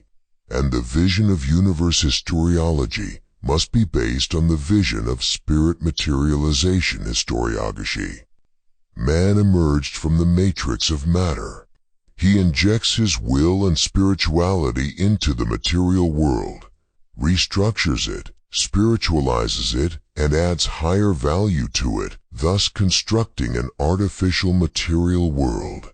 This process is the very role and significance of economic activity within the history of Earthmen. The inner meaning and purpose of the growth of this artificial material world is none other than the growth of the spirit of Earthmen. For matter is the matrix of spirit. For the new spirit arises out of the new order of the material system which is being spiritualized. Therefore, man's economic life started from the realm of natural materials and has been steadily moving towards the spirit. Man's economic life began with picking and eating fruits, hunting and fishing in the bosom of nature. It grew into the age of the agricultural economic system, using and cultivating the land and raising domesticated animals. Starting from the soil, it gradually passed through the mercantile age and then entered the industrial age, when human intellect was injected more into the material world.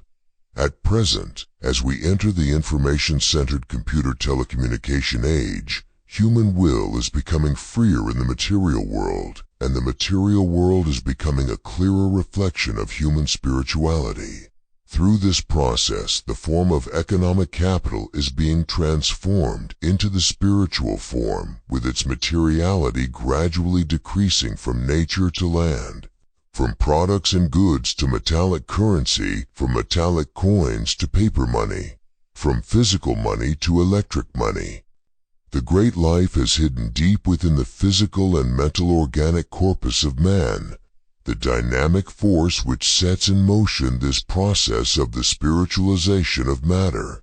Through the material needs and urges of man, the great life has made man ceaselessly economically active, absorbing and digesting the material world and spiritualizing it, thus creating and forming the new planetary mechanical corpus to enable Earthmen to go out into the universe.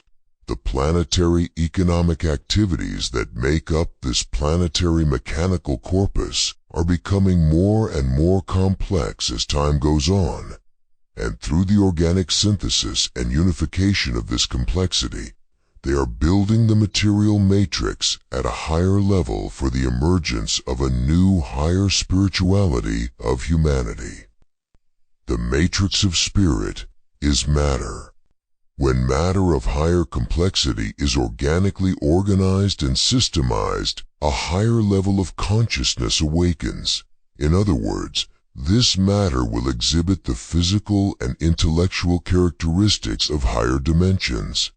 For example, a lion, which is a complex organic system at a level much higher than that of a single-celled amoeba, exhibits the properties and functions that can express higher instincts and consciousness.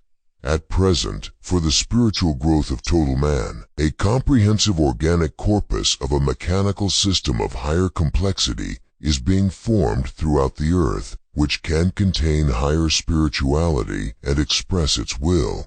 To look for the principle of human economic activity only in the preservation of life or the will to creative expression is to concentrate on the incidental.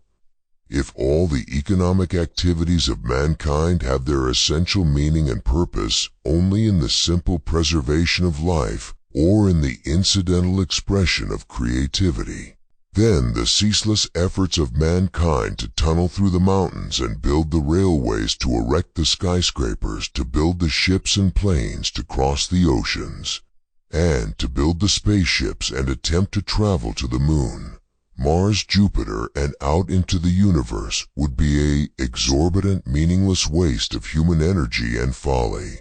If the meaning and purpose of human economic activity exists only in the dimension of simply eating and living or pursuing artistic expressions, then it would be a much more comfortable and appropriate economic activity for man to live a simple animal life on the mountain, like a wild pig or a wolf, or to spend one's whole life painting on the cave wall like the primitive men. And all the enormous economic activities of humanity on earth, the impulse and the will of the great life are manifested which transcend the simple preservation of life or the artistic will, which seek the realization of the higher destiny and purpose of existence of Earthmen. It is from this deeper dimension that neo-economics must, in principle, perceive the meaning and direction of the new international economic order.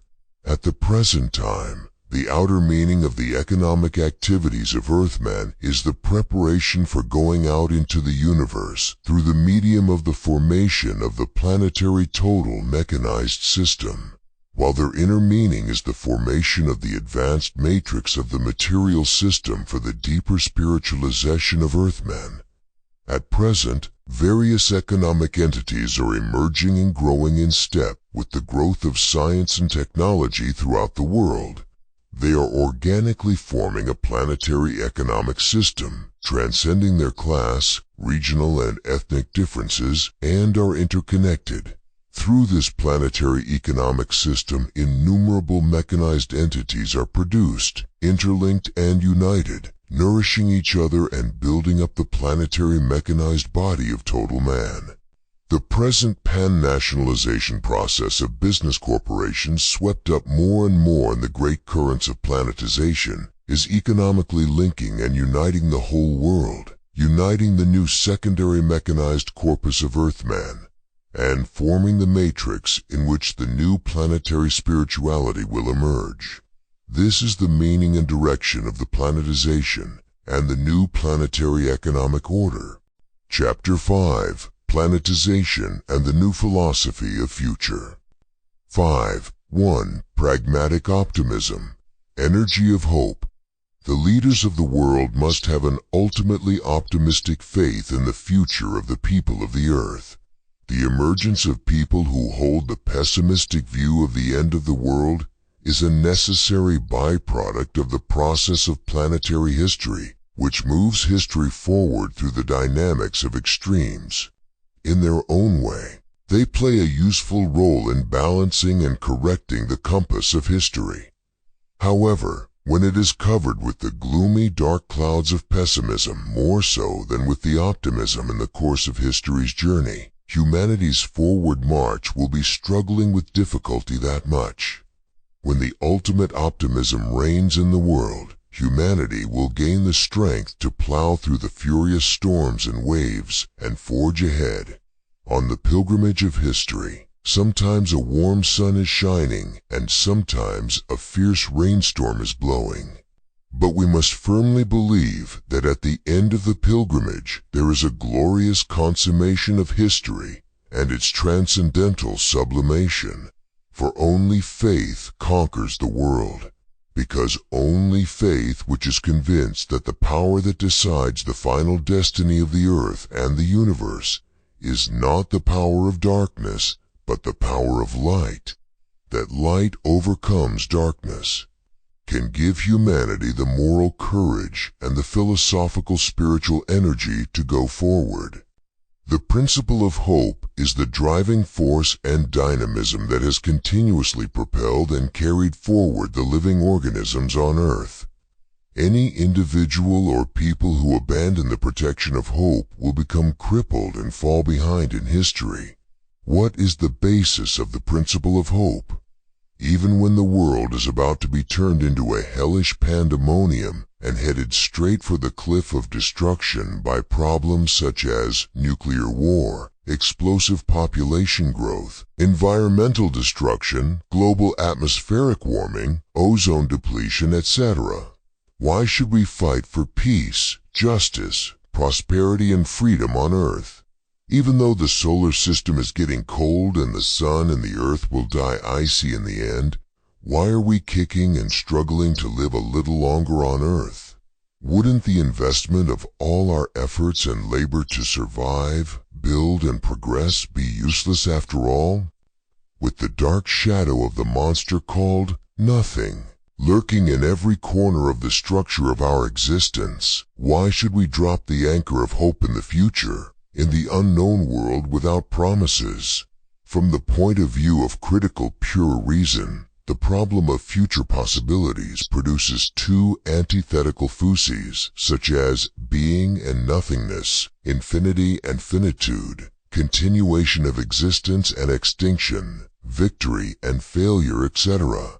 In other words, the problem of the omega produces two antithetical conclusions and possibilities that cannot be resolved by human logical reason. In other words, the problem of the omega gives rise to a pair of antithetical conclusions and possibilities that cannot be resolved by man's logical rationality. Therefore, the basis of ethics for building the future cannot be anything other than faith. Faced with the logical possibility of extinction and failure, there is no other way of gaining the spiritual strength to dedicate oneself freely to the work of construction under the vision of the new creation. so as not to react powerlessly out of necessity to the circumstances of survival, than to believe religiously in the ultimate realization of the continuation of existence and victory. Hope is the energy of the future. The basis and fuel of hope is faith. Faith is the taking of the roots of the will into the reality of the future, and is the concentration of the energy of the will into the future. Where there is faith, the power to create something out of nothing is released. So where there is a will, a way will be created. An individual or a country that has an ardent will for a better future receives the constructive and creative power of hope.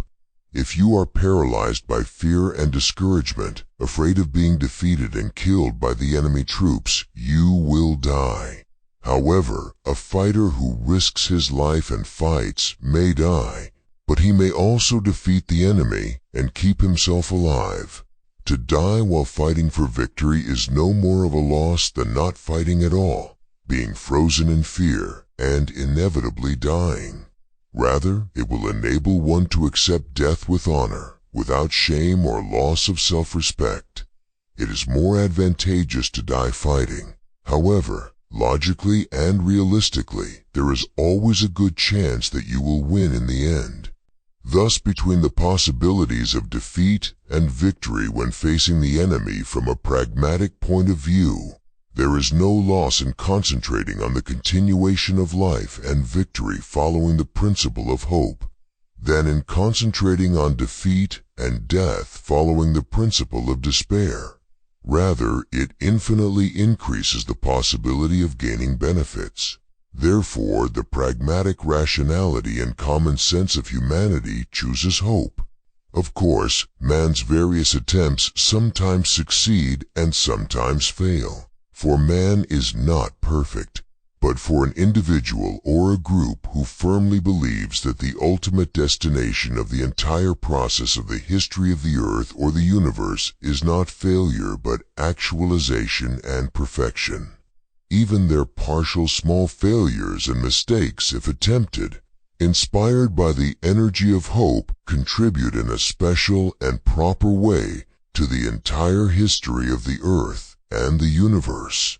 Believing this affirmatively, even the failures and mistakes are not complete defeats, but rather the benefits and victories. All the generations of volitional energy and concrete attempts at development and progress that occur throughout the earth are the gateway and medium of the energy and volition of the great life, which promotes the growth of the corpus of total earth humanity and the advancement of the history of the earth within the vast stream of the history of the universe. They contribute to the growth of the planetary corpus of physical, biological, mechanical, spiritual matter, that is, the corpus of total man, from within history. For, regardless of the results of the wills or attempts, the main subjects of the wills and the protagonist of the attempted acts are themselves the very constituent members and the very cells of the corpus of total man. Therefore, the generation of each will or the attempt of each action for progress will assimilate the cells of the body of total man to the spirituality of the body of total man, and will spiritualize them a little more, and will improve the inner quality of the body of total man a little more. But when the wills and attempts are concretely realized, the progress of planetary history accumulates each flap of the wings, not only internally, but also externally, and makes the Earthmen fly and ascend to the innumerable stars out in the universe.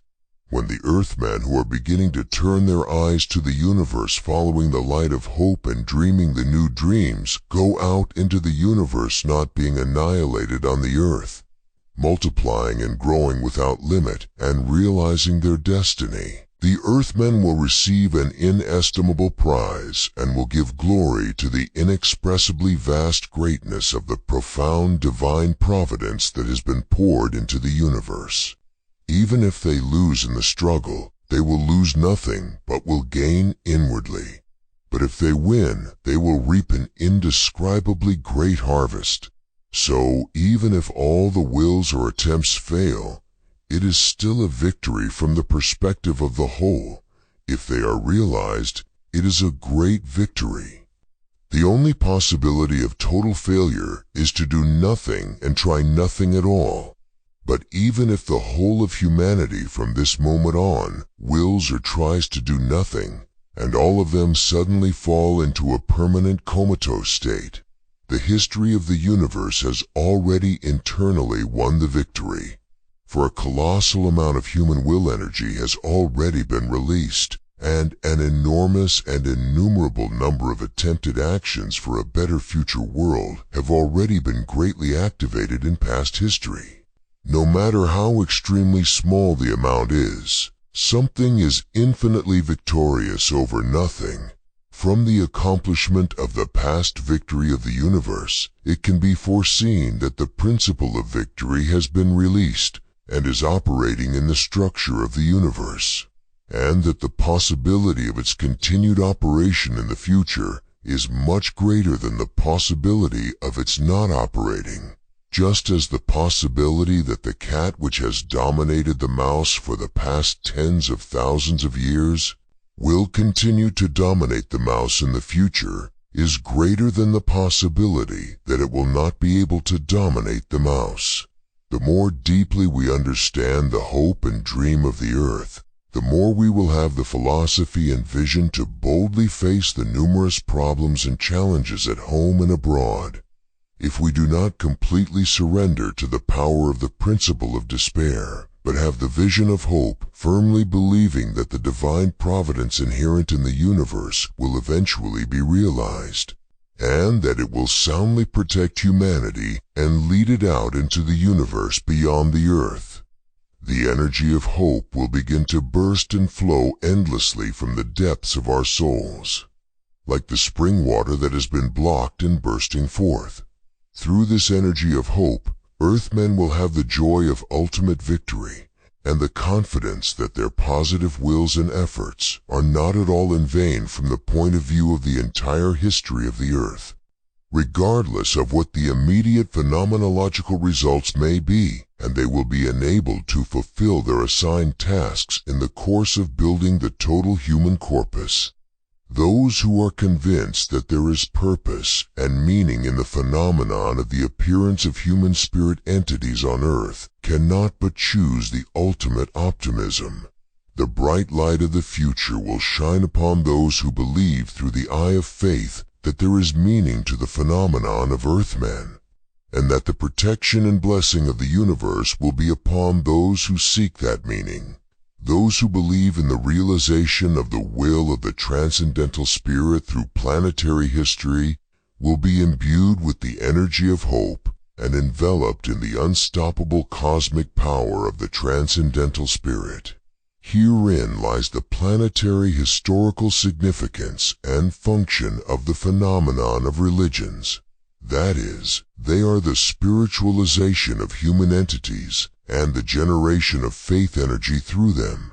Religion acknowledges that there is meaning in existence, raises the consciousness of the total transcendental entity, and fulfills the role of awakening the moral responsibility that an individual entity has to organize itself in love with the other entities and the total entity, even as it has an organic relationship with the total entity.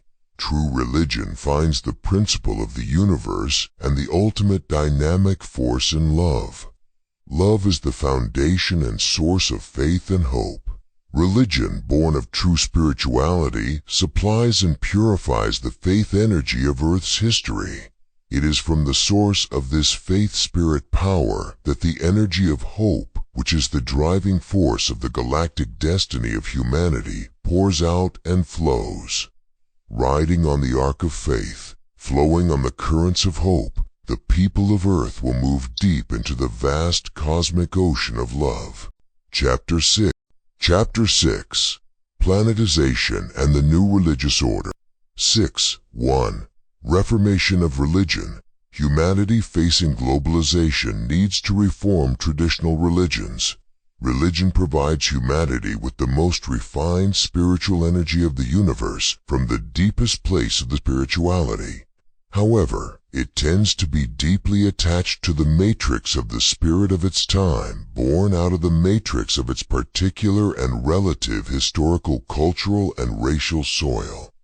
Nourished and grown with the cultural spiritual nourishment of the context of its time. Thus, all religions cannot but change in the face of the new global order.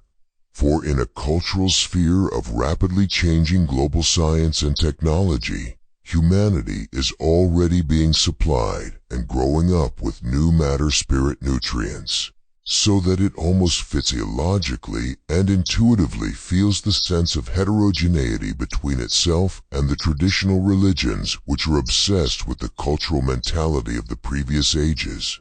The great vitality of the universe, which is directing the history of the world, is forming a new planetary mechanic system, and through the great pressure of the new order of time, is reforming and reshaping the forms of all the traditional religions on the planet, sublimating anew the spirituality of the Earthman. Most traditional religions emerged from the agricultural culture of the pre-scientific and pre-industrial revolution. As a result, they often retain the wine of their spirituality in the wineskin of the cultural mentality of those times. In the New Age, the old wineskin has to be thrown away, and the wine of the newly regenerated spirituality should be poured into the new wineskin. Otherwise, those religions will lose their original spiritual life, which will spill out to the cracks of the old wineskin, and they will become the dried, hardened, and empty wineskin that has no value. Therefore, religions must receive new life through the humble reform movement and become the progressive force that pours its renewed spirituality into the new wineskin of the new age. And they must give new vision and hope to the people of the earth by understanding and obeying the spirit of the new age. Religious leaders must relentlessly, sharply, and honestly reanalyze and reevaluate the tradition of the religion to which they belong from the perspectives of history, sociology, cultural studies, psychology of religion, theology, and philosophy, and peel off the peripheral cultural and historical veneer from the core essence of their religion. At the same time, they must find their role and position to contribute to the rapidly forming planetary order and the progress of science and technology by purifying and reforming their own spirituality. In the process of the new culturalization of religion, the reformers of religion have to realize that the religious organization has a tendency to quickly absolutize the specific culture it adopts, and that culture itself is accelerating its rate of change more than at any time in the past. Moreover, religionists must find the meaning and purpose of existence of their religion itself, from the living human being and the collective destiny of the whole collectivity of them, that is, from the direction of society and history, more than at any time, more than from the conventional tradition, ritual, doctrine, and organization of the religion. Religion is based on the life of the human dimension, that is, on the human spirit, which is the core of the human sphere. It must be remembered and enlightened more seriously and urgently than ever before that religion exists more for the preservation, growth, ethicization, and spiritualization of human life than for the doctrine, ritual, tradition, or organization itself. Humanity is entering the new structure and order of planetization, in which all the structures and orders of the past are collapsing and changing rapidly, and it urgently needs to be religiously imbued with the inspiration and vitality of the spirit that guides this era more than at any other time. The traditional religions must now, more than ever, completely reform themselves, listen attentively to the trumpet sound of heaven, and correctly prophesy the sound of the new spirituality which is now being released to the people of the earth. Religion itself is not the ultimate, but life is the ultimate. Religion does not exist to enslave man, but to liberate man. In other words, man does not exist for religion, but religion exists for man. This is because the origin and purpose of religion is in the spirit, and the human being is the container of the spirit. If all the human beings on earth were to be wiped out, then all the religions would also come to an end. It is because, where there is no man, religion cannot even exist, and is not even needed. Man's spirituality is the main protagonist, and true religion is a medium for the manifestation of the deep inner energy of this main protagonist.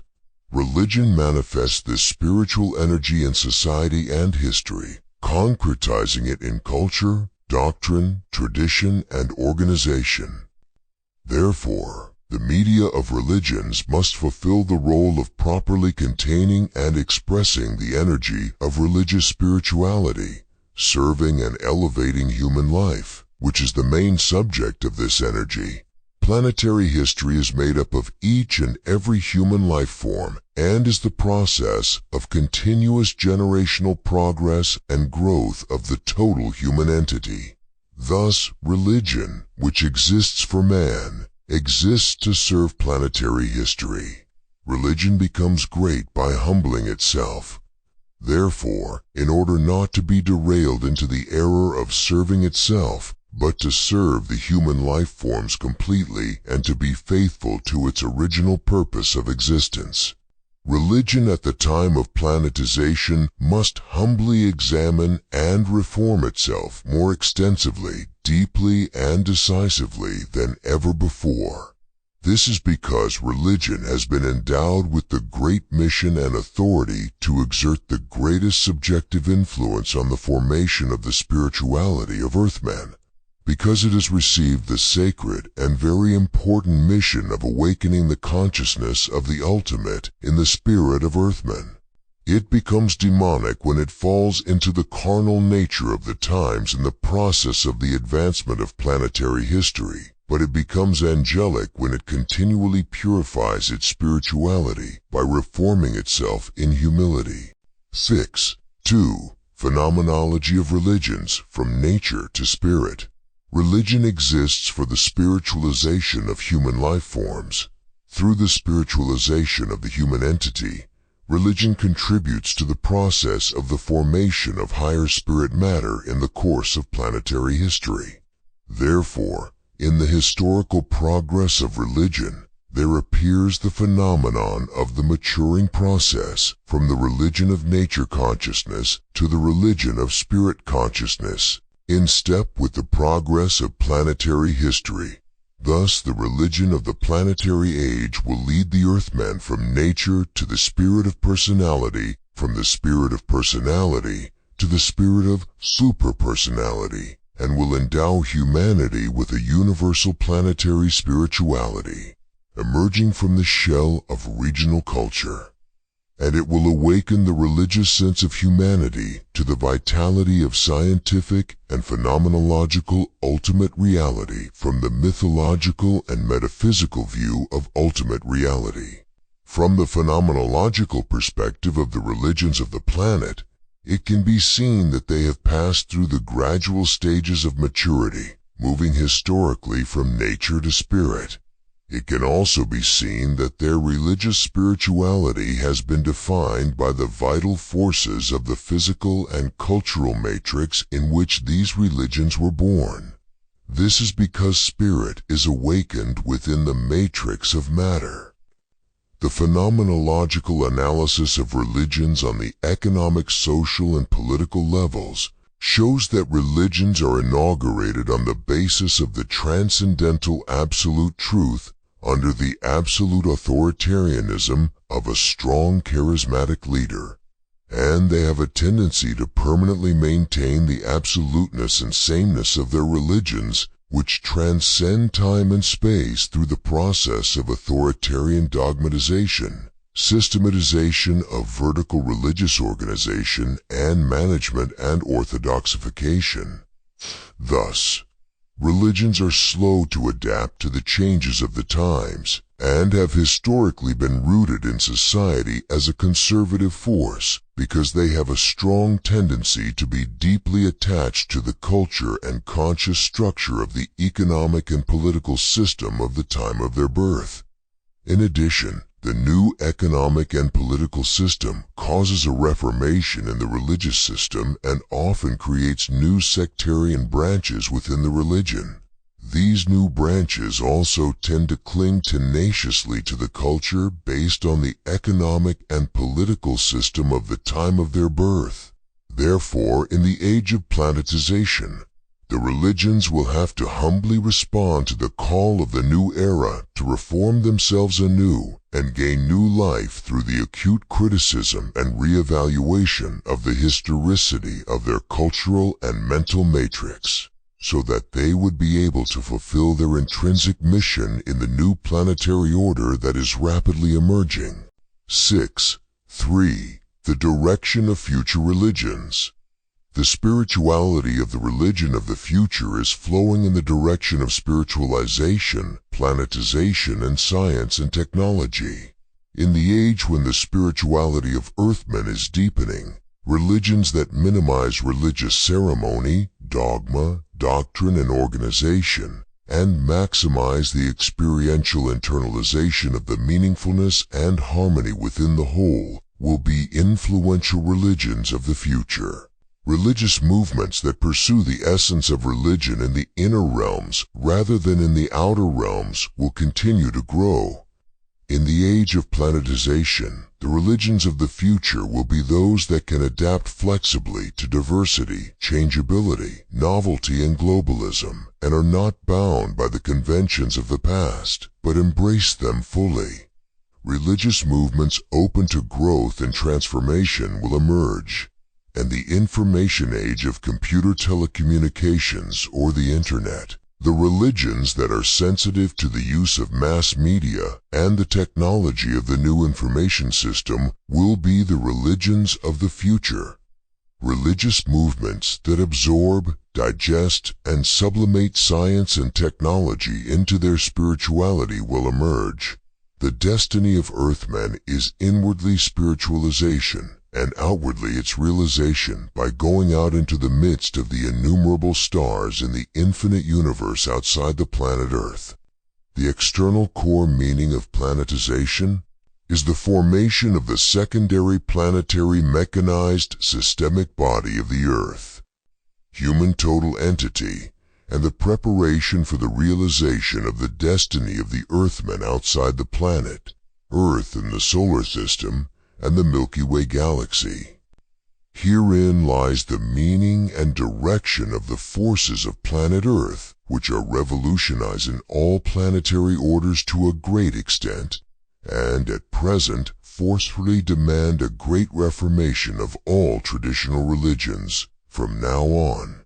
All religions cannot be the leading religions that guide the religious spirituality of the future Earthmen, unless they filter and expand their own religious spirituality through the vision of the realization of the destiny of Earthmen in the vast galaxy stretching boundlessly outside the Earth. You cannot make that vast universe disappear by praying, and you cannot hypnotize all the Earthmen so that they cannot remember the vision of that vast cosmos. You cannot stop it. Even a little, even if you throw yourself in front of the gigantic planetary wheel of ceaseless development of science and technology and economic activities, which is moving towards the realization of the galactic destiny of the Earthmen. One cannot stop the awakening of the consciousness of the new cosmic destiny of the Earthmen out of the pro-life moral consciousness and sense of rightness, which seeks the continuous existence and propagation of human life on the basis of love for humanity. The new standard for all traditional religions lies in the spiritualization and consciousness of the cosmic destiny of Earthmen. The new revelation of the great galactic destiny of Earthmen, which is descending upon Earthmen, will revolutionize all religions. The cosmic vision of planetization and the new revelation of the cosmic destiny of Earthmen which have never been awakened anywhere in the history of the planet, are descending upon Korea. That is to say, they are the new words of the new age, conceived in the womb of Christian spirituality by the revelation of the stars, nurtured by the nourishment of Hegel and Chardin, and awakened and born by the vision in a dream. From here we have a premonition that Christian spirituality will receive a new life from Korea and emerge as a planetary religious spirituality. This is because the seed of the new vision and spirituality of the age of planetization is already being dropped and planted, taking root in the matrix of the Korean people.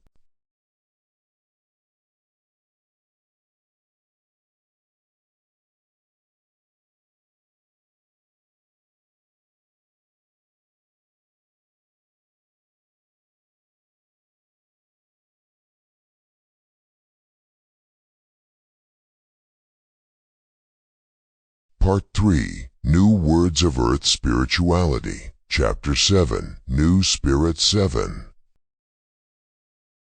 Christos, Christos, Christos, overflow me. Christos, Christos, open the door for me, inwardly, outwardly. Christos, Christos, uphold me and lead me to the bosom of the great life. Christos, Christos, let me kneel before you and worship you. 7. 2. Spirit of Christ, Spirit of Antichrist. The spirit of Antichrist is a cynical, pessimistic, and false spirit. It shall be shattered. The Spirit of Christ is the spirit that overcomes the challenges and crises of life, is the spirit that gives new strength and brings ultimate victory. It will win. The Spirit of Christ, the Spirit of hope, descend upon Earthmen, who are passing through the unfamiliar path towards the place high above. 7. 3. Calm Spirit. The Spirit descends like a dove. Quiet rays of white light are all over, gently washing the soul. Peace and tranquility are omnipresent. The Spirit, without hearing, is listening from all. 7. 4. New Thoughts. Just as a hunter hides behind the bushes and, holding his breath, concentrates his attention on the rabbit jumping out, I observe my mind, calmly watching it. Now, I observe my thoughts, for the changes have occurred, for a new spirit has been awakened and is flowing down like fresh oil. Now I pay attention to the energy of flow in the realm of inner space. For I have become a vessel for the spirit of coming ages, for the one who is always coming. Chapter 8, New Vision 8. One Conception of the Vision. It was during my doctoral studies in Texas, when I regularly crossed the American continent for weekend pastoral care in Norman, Oklahoma. One night I parked my car in a field in Oklahoma, famous in North America for its geological strata, and got out. It was a place where each protruding geological layer showed millions of years of the Earth's long history. During the 2 years I pastored the church in Norman, I often stopped the car in this area to take a break from driving. At night, in the vast wilderness of the southwest of the North American continent, everything above ground often disappears, hidden by the pitch-black curtain of darkness, and only the thousands of bright, shining stars that are scattered across the endless sky can be seen at close range with the naked eye. On that day, the night sky was particularly clear, without a single cloud in sight, and it was adorned with the innumerable sparkling silver stars centered on the immense Milky Way that crossed the sky. In all my life, I had never seen such a beautiful and majestic scene of cosmic space, filled with so many countless stars. The vision of the vastness of the universe was all around my vision, opening up all the way beyond the curtain of the Earth's atmosphere, as if I could have reached it if only I could have driven the car a little further. I felt as if I were standing not on the ground of the Earth, but on a comet out in the universe. The stars of the void drowned my narrow field of vision and entered it, so clearly bright, large, and innumerable without any blockage, from the vast and immense sky of cosmic space. Like a sponge dropped into the middle of the ocean, my consciousness was blankly and absurdly immersed in the atmosphere and vitality of the universe. I thought of the countless people on the planet Earth who were bound by the gravity of all kinds of earthly matters. Yet humanity was too immature, powerless and weak as a newborn baby.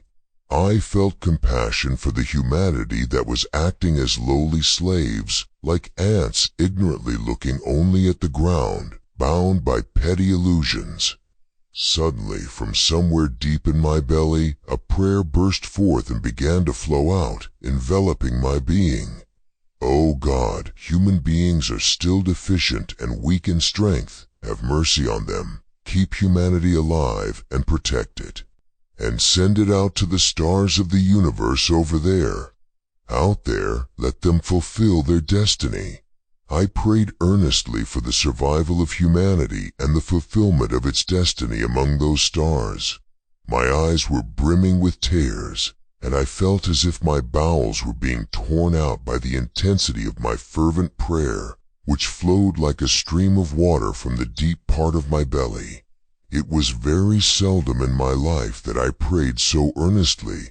Since that night, even though I was not conscious of it, a clear conviction and moral courage were planted as a seed and began to take root deep in my soul. That God's mercy and power will protect the Earthmen and let them go out into the cosmos and fulfill their destiny. 8.2. Vision of darkness and vision of light.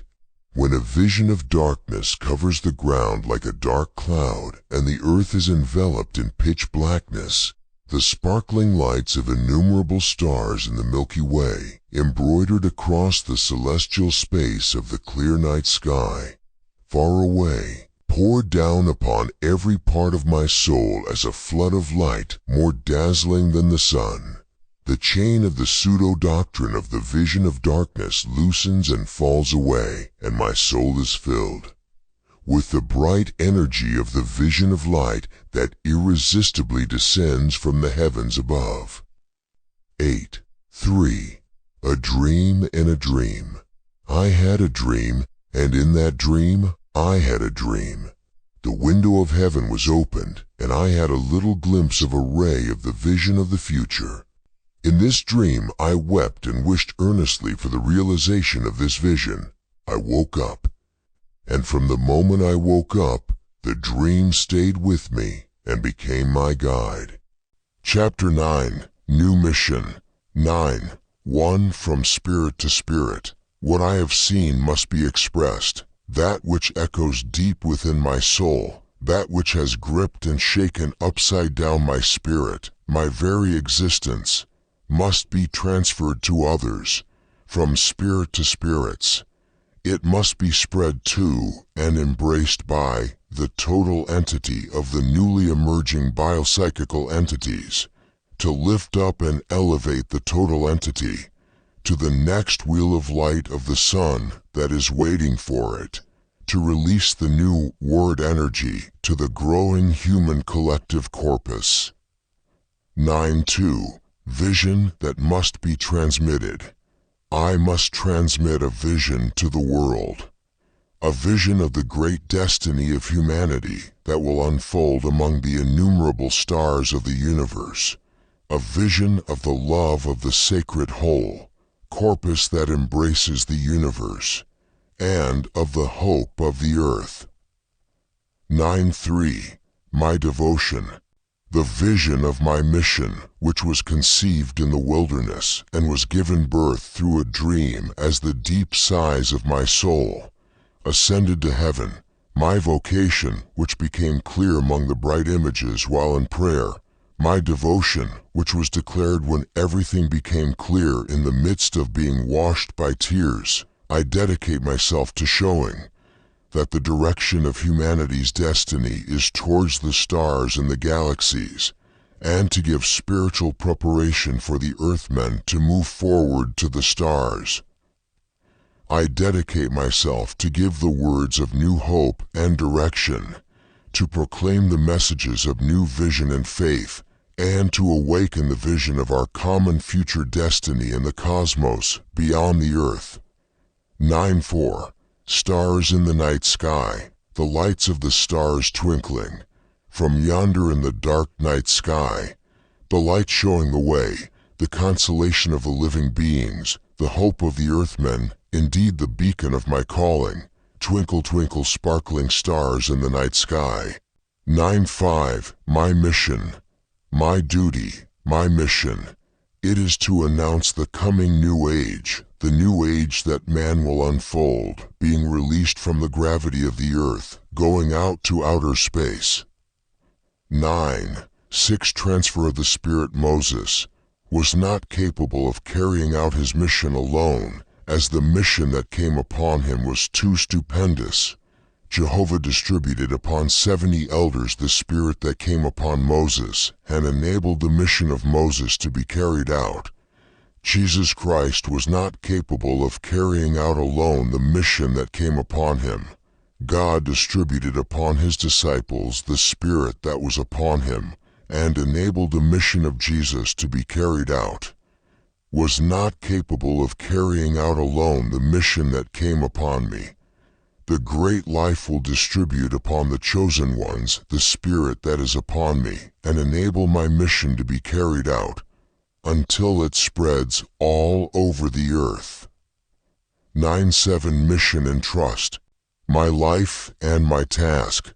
I am only to carry out my mission in the specific circumstances in which I find myself, in the best way I know how, and then I am only to trust that the great life will put my work and my life at appropriate places in its unfathomable and profound wisdom, and will make use of them, according to the way it deems proper. 9.8. Holy incendiarism. O fire, spread out all over the earth, spread far and wide, burn, sear, and melt away the film of illusion that covers the globe, so that men will raise their heads and turn their opened eyes towards the clear and shining sky.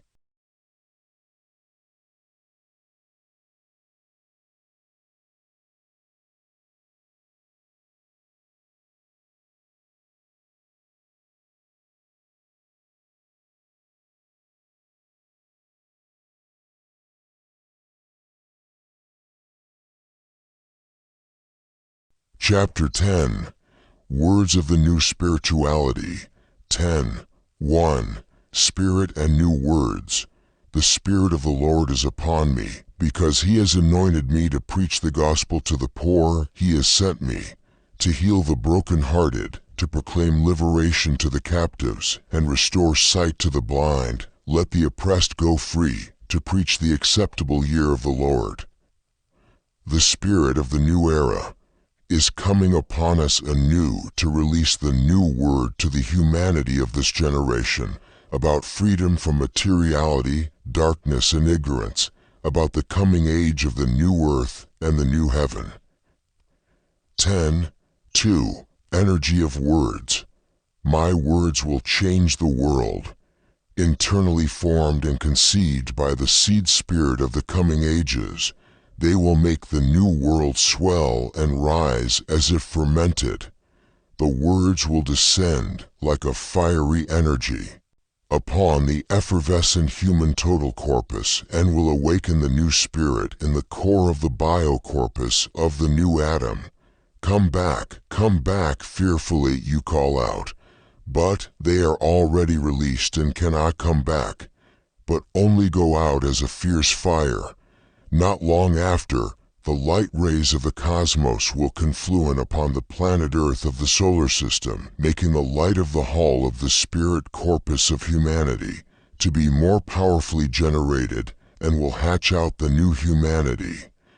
10.3. Light of word. One who has ears that can hear the word of the Spirit. That is now brooding over the mental layer of the earth.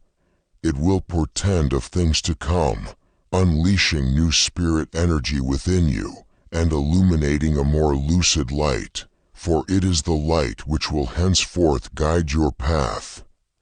The invisible and soundless word silently radiates the light, and all quietude comes pouring down like a waterfall omnipresently throughout the entire space, and, through its manifestation, rolls aside the dull fog cloth that wraps around the globe.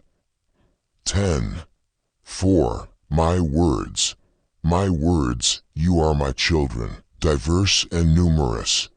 You harbor my thoughts and images, and you possess my life. My words, you are my children, my beloved, going out with my life energy.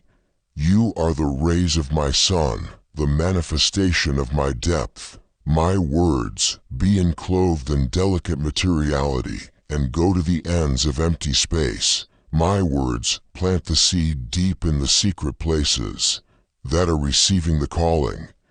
10. 5 words of the new spirituality I was sent, not to establish meticulous doctrines or theories, but to awaken a new spirituality through the words of the new spirituality, the new vision. And the new spirit will be released through the words of the new spirituality and will lead the Earthmen into the new era of planetary spirituality.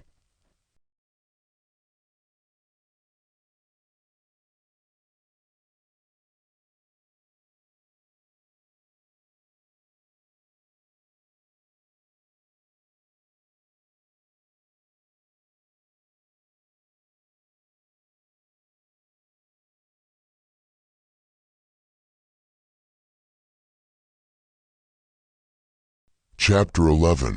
New Earthman Ethics. 11. 1. True You. There is a giant within you. It is a giant that moves within humanity, through love in the secret deep place in the chamber of the heart of true you. It manifests its vital force and echoes the word of God. The spirit of love whispers, in life, in history, there is meaning, there is a purpose, there is God.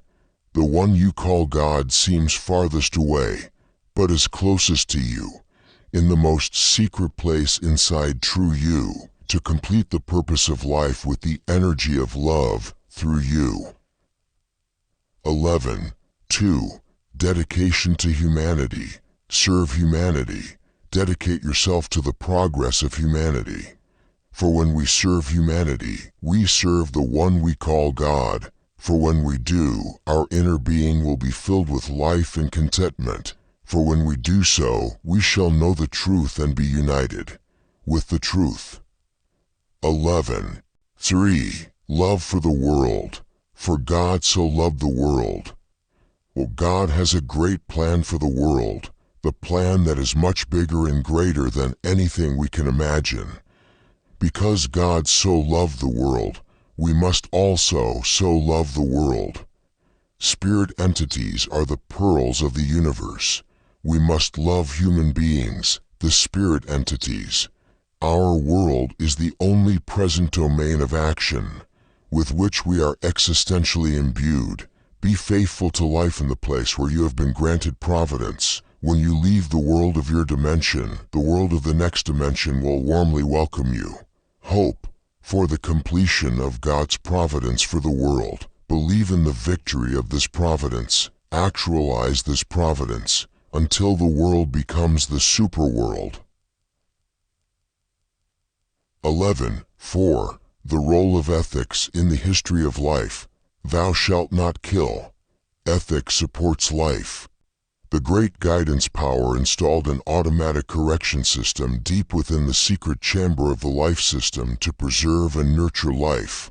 Thus, in the great march of living organisms, although a minority of life forms may act against the primordial great imperatives of life forms through suicidal pathological behavior, it cannot stop the powerful advance of the entire life system.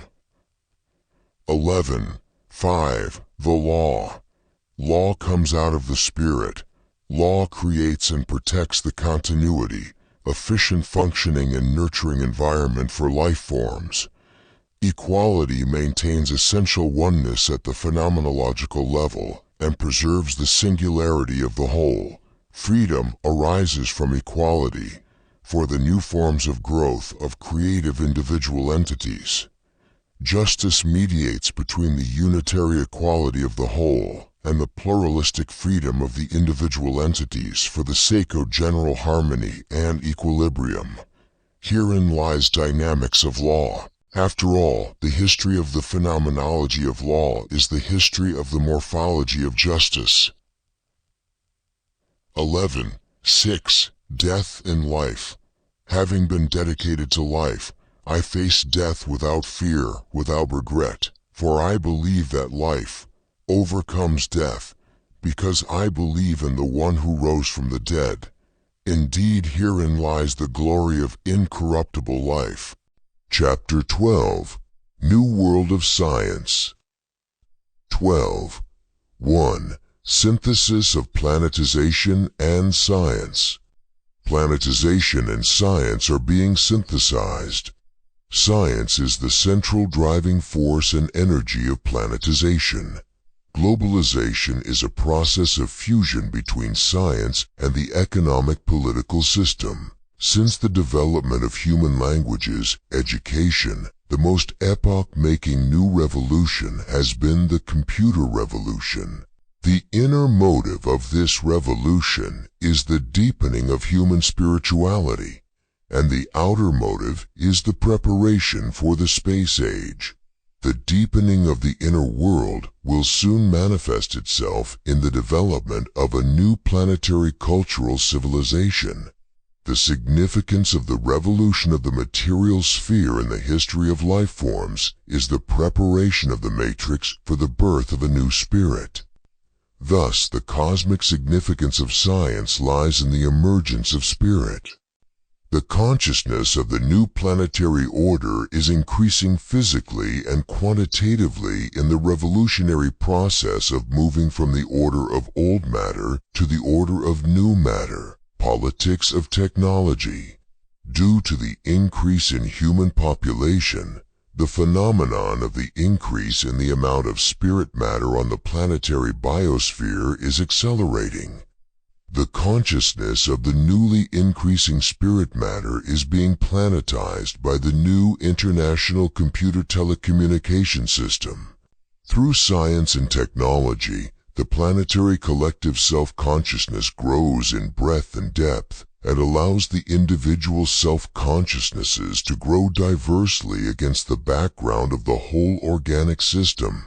Thus, science promotes the expansion and internalization of consciousness, i.e., the spiritualization of Earthmen. A new planetary spirituality is being awakened through science. 12.2. Scientific Humanics, the path to overcoming duality. Man must be studied scientifically. Only humanities can epistemologically overcome the duality of inductive science. For the organic unity of the researcher human and the researched object, human makes it possible to overcome the heterogeneity of subjectivity and objectivity. For subjectivity becomes objectivity and objectivity becomes subjectivity. Thus, self-consciousness, that is, the self-affection of the spirit, heals duality and awakens the cosmic self-consciousness in the universe by transforming man into a unity with the universe. Through this process of love, the human corporealization and spiritualization of the material realm of the universe is realized. When human phenomenology is fully and scientifically explored, a new high-dimensional spirituality will emerge, and scientific humanics will also emerge as a new field of study. As humanics solidifies its foundation, phenomenologies of the spirit will flourish and become one of the formal scientific fields of study, namely science of spirit or spiritics. Spiritics will lead us to the phenomenology of the divine and will lead to the systematic establishment of scientific theology. The academic study of religion itself will grow out of the humanities into the phenomenology, and out of the phenomenology into one of the sciences. 12.3. Healing the schism between science and religion. The schism between science and religion will be healed. When both kneel humbly before life and have a servant's attitude, the newly emerging planetary spirituality will reconcile the two. In the age of science, religion will begin to take root in phenomenological and inductive facts. Phenomenological religion will have an open mind that tries to understand and know first, rather than just insisting on blindly arguing against the structures and laws of the phenomenon of reality. Whether through various forms of doctrines and organizations or not, science will approach religion while extending its scope to the field of holistic meaning. Science will awaken a new spiritual consciousness of the whole, as it explores and academicizes the human phenomenon through scientific methodology against the background of cosmic history. Science will make the self-consciousness depth and the other consciousness breadth of humanity grow quantitatively and sociologically within the planetary consciousness, and will bring about the expansion and deepening of the consciousness of humanity. Science and religion will be unified in the course of the spiritualization of humanity. The synthesis of science and religion will awaken the new planetary spirituality nourished by reality. 12. For audio, visual media, and deepening of consciousness. The human brain is a supercomputer. Creativity comes from material complexity. Audiovisual media deepen our consciousness. It inspires the complexity of our conscious system and enormously stimulates our imagination to be more lucid and creative. Huge and highly efficient eyes and ears are being formed in humanity. New data is being entered into a brain computer in massive quantities, and a brain software that can process information with high efficiency is being formed. A new consciousness of the brain is being formed through the new eyes and ears.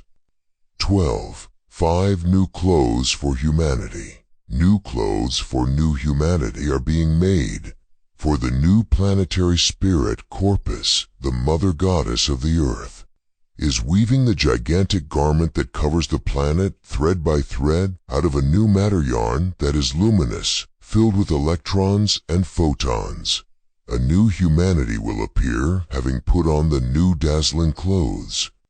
12. 6. The first shell of the secondary mechanical corpus of humanity.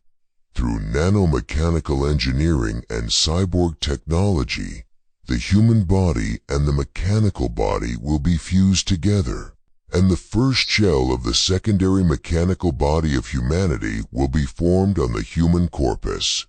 Highly advanced computer chips will be transplanted into a brain, and man will be able to willfully store, organize, receive, send, and extract immense amounts of information. Human brains will be organically linked to the colossal brain of the total human corpus, transcending space and time. Everyone will wear contact lenses containing super powerful chips on their eyeballs and stereo chips on their eardrums. Through these lenses, they will extract and receive all kinds of information as if through a computer screen.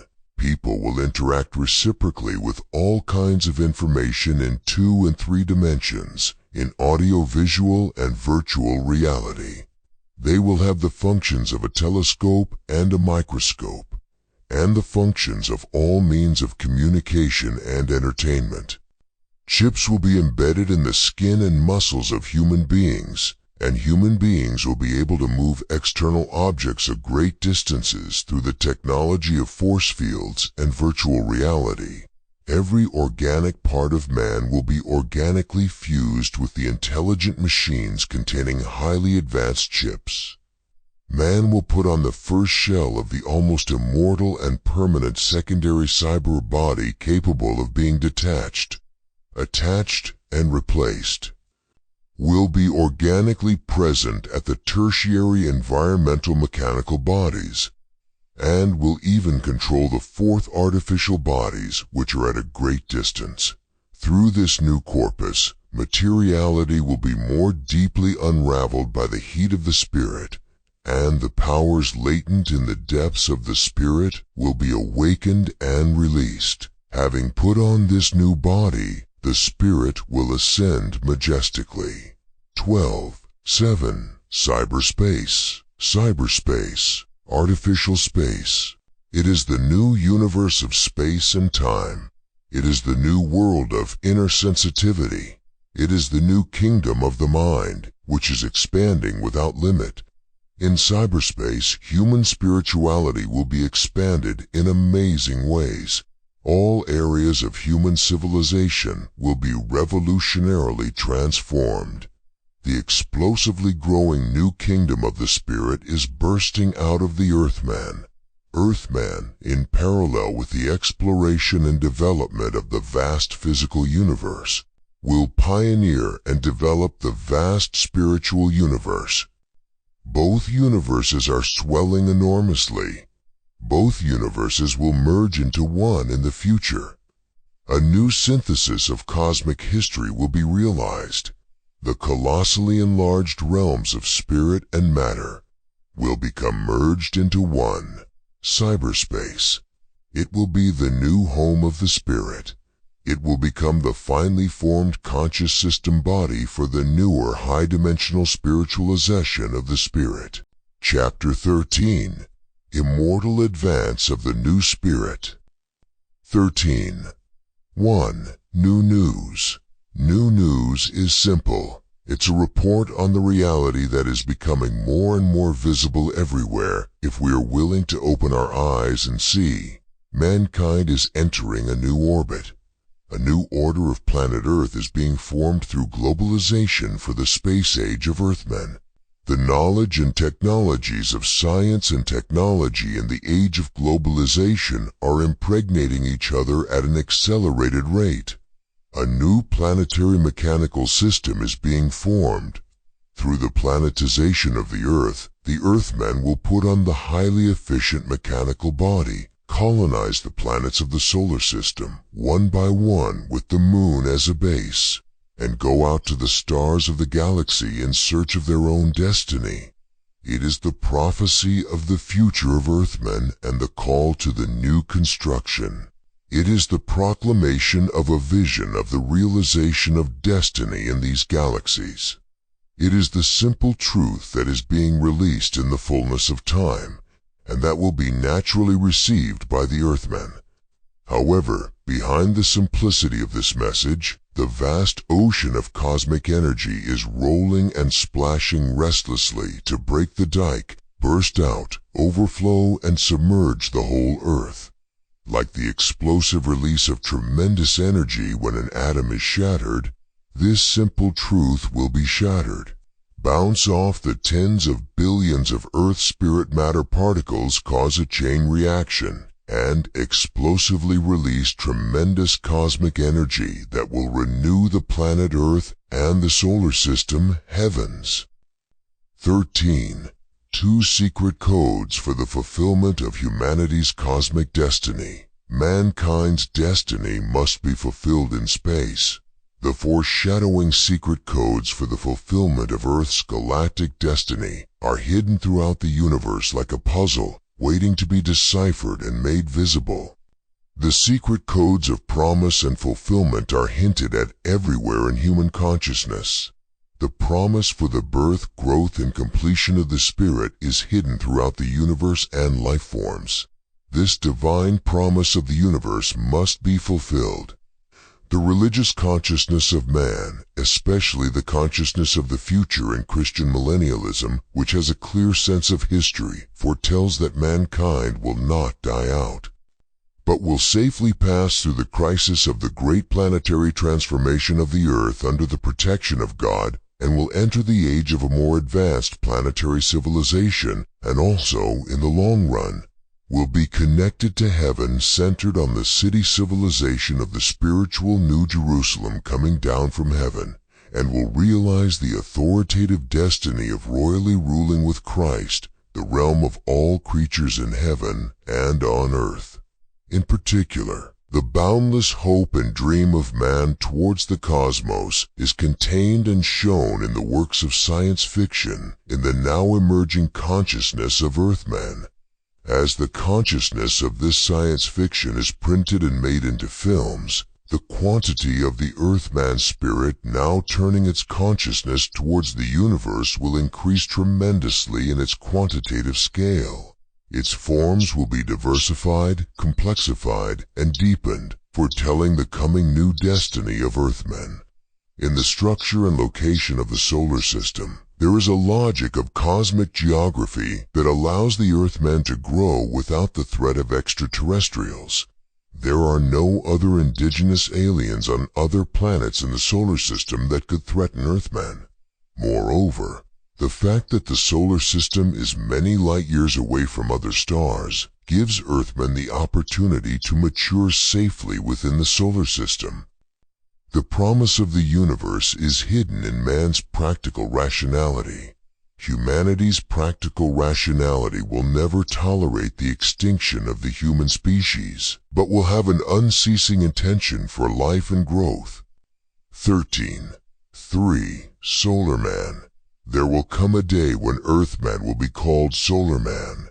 Through planetization, humanity is on the verge of entering the age of planet Earth, and will enter the age of the Sun, gradually exploring and developing the planets of the solar system with the moon base as the flagship. During the solar age, mankind will begin to prepare to go out into the Milky Way. The Milky Way age will eventually come. 4. The indestructible advance of the spirit. Once the spirit is born in the universe, it survives and reproduces itself and finds the way to progress no matter what. Spirit is the infinite power that overcomes and subjugates the realm of matter. The realm of matter cannot extinguish the spirit, but rather provides the spirit with the nourishment and media for its infinite spatio-temporal growth and expansion. The advance of the spirit is unstoppably powerful, for the divine is in operation through the spirit, and the call from the future above is imminent upon the spiritual entities. Through the divine, the spirit matters ceaselessly receive the spiritual energy of faith, hope, and love, and, propagating themselves all over the planet Earth, will go out to the universe. Earth is the matrix for the birth of a new humanity. This new humanity, as a child with the authority to one day rule the universe, will absorb and grow on the vitality of the sun under the protection of the divine. 13.5. Do not be afraid. Do not be afraid, for it comes to exterminate fear in man. It has come to proclaim the good news, the very news of the love of the one you call God, the news about the liberation and freedom, the news about the fulfillment of your destiny. For it has come to release the new words of faith, the very new words of hope that come from the future, that will illuminate the new light, and release the new spirit to lead you into the coming new age for the fulfillment of your destiny. Chapter 14. New Phenomenological God. 14.1. Phenomenological God.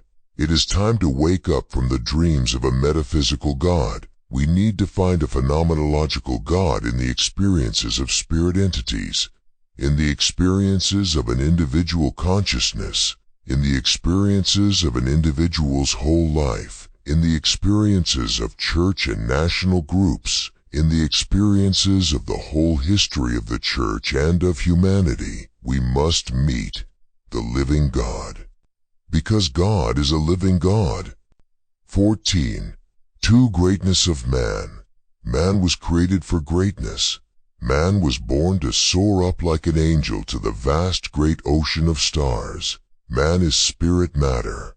God moves and operates through the human spirit.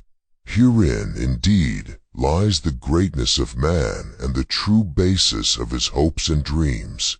Great God is creating man in greatness by imbuing man with great destiny. 14. 3. God of newness. O God of newness, Pour new wine into a new skin. Give us a new heart, pour a new spirit upon us, and make us sing a new song.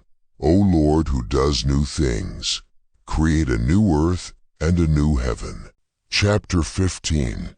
New Dream of the Earth. 15. 1.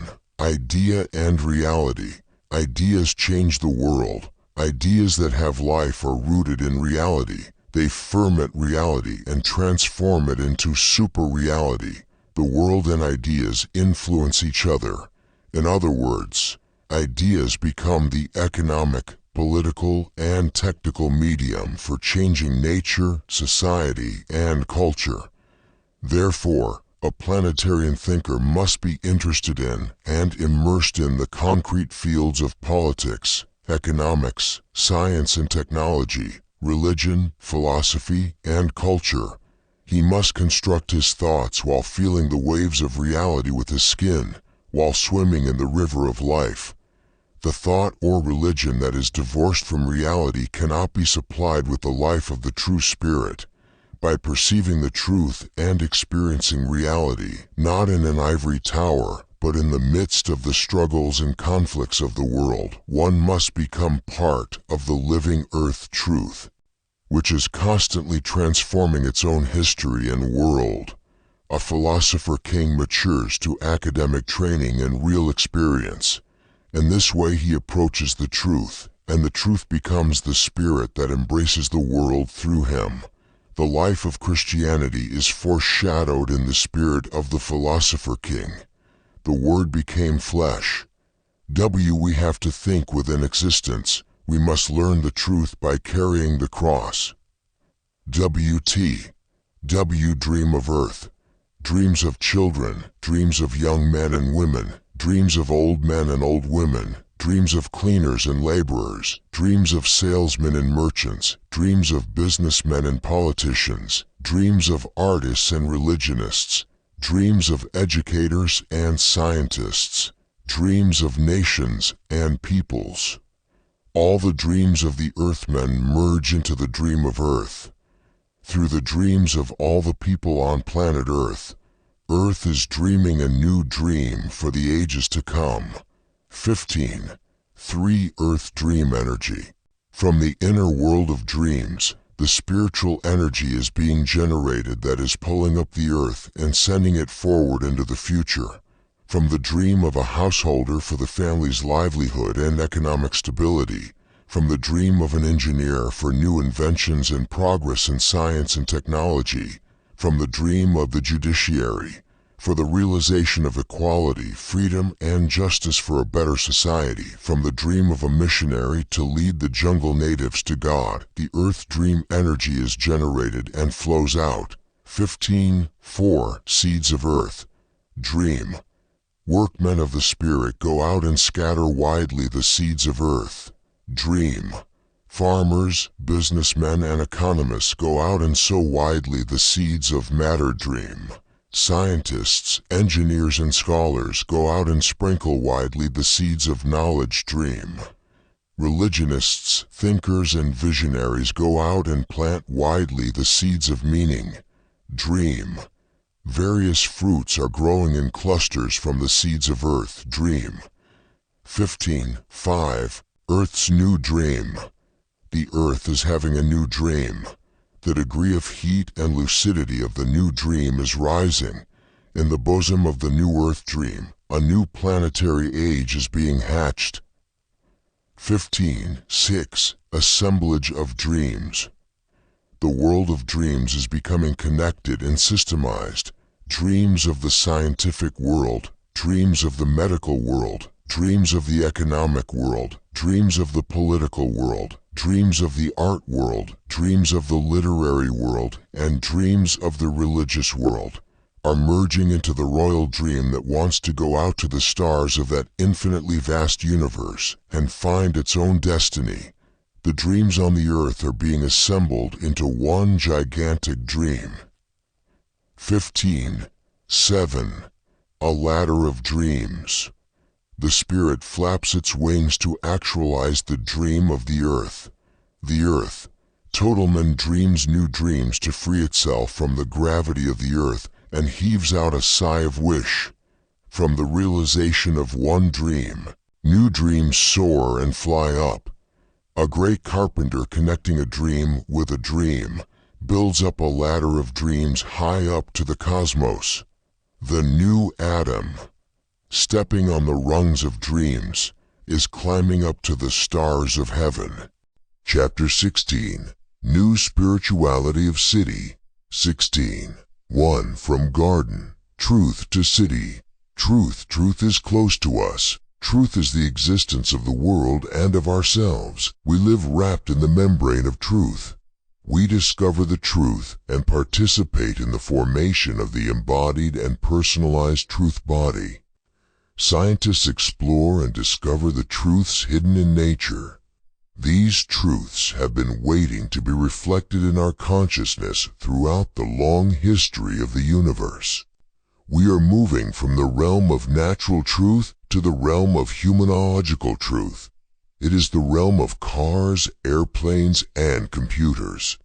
New truths are being born, and a new body of truth is being built. Having emerged from the garden of natural truth, humanity is building the city of spiritual truth. The history of the earth is a process of pilgrimage from the garden of nature to the city of civilization. We have not yet found all the human truths in sociology, the humanities, and the sciences. So how can we insist that we know the spiritual truths completely? We could grasp the essence, for we ourselves are the subjective manifestation of spiritual truth. Yet we should participate fully in the stream of realities in which truth is being formed. For the spiritual truth is given life and becomes clear only through the natural and humanological truths, and not outside of them. Religious, philosophical, and ideological truths that are not organically unified with the body of concrete truth of reality easily degenerate into ghostly truths with only flickering phantasms. A soul without a body has no place in this world, but a body without a soul is also a dead body. Scientific and sociological truths that are not immersed in the consciousness of spiritual truth are reactive and unconscious truths and cannot become sovereign truths. Therefore, humanity must move towards the city of truth where the divine is present.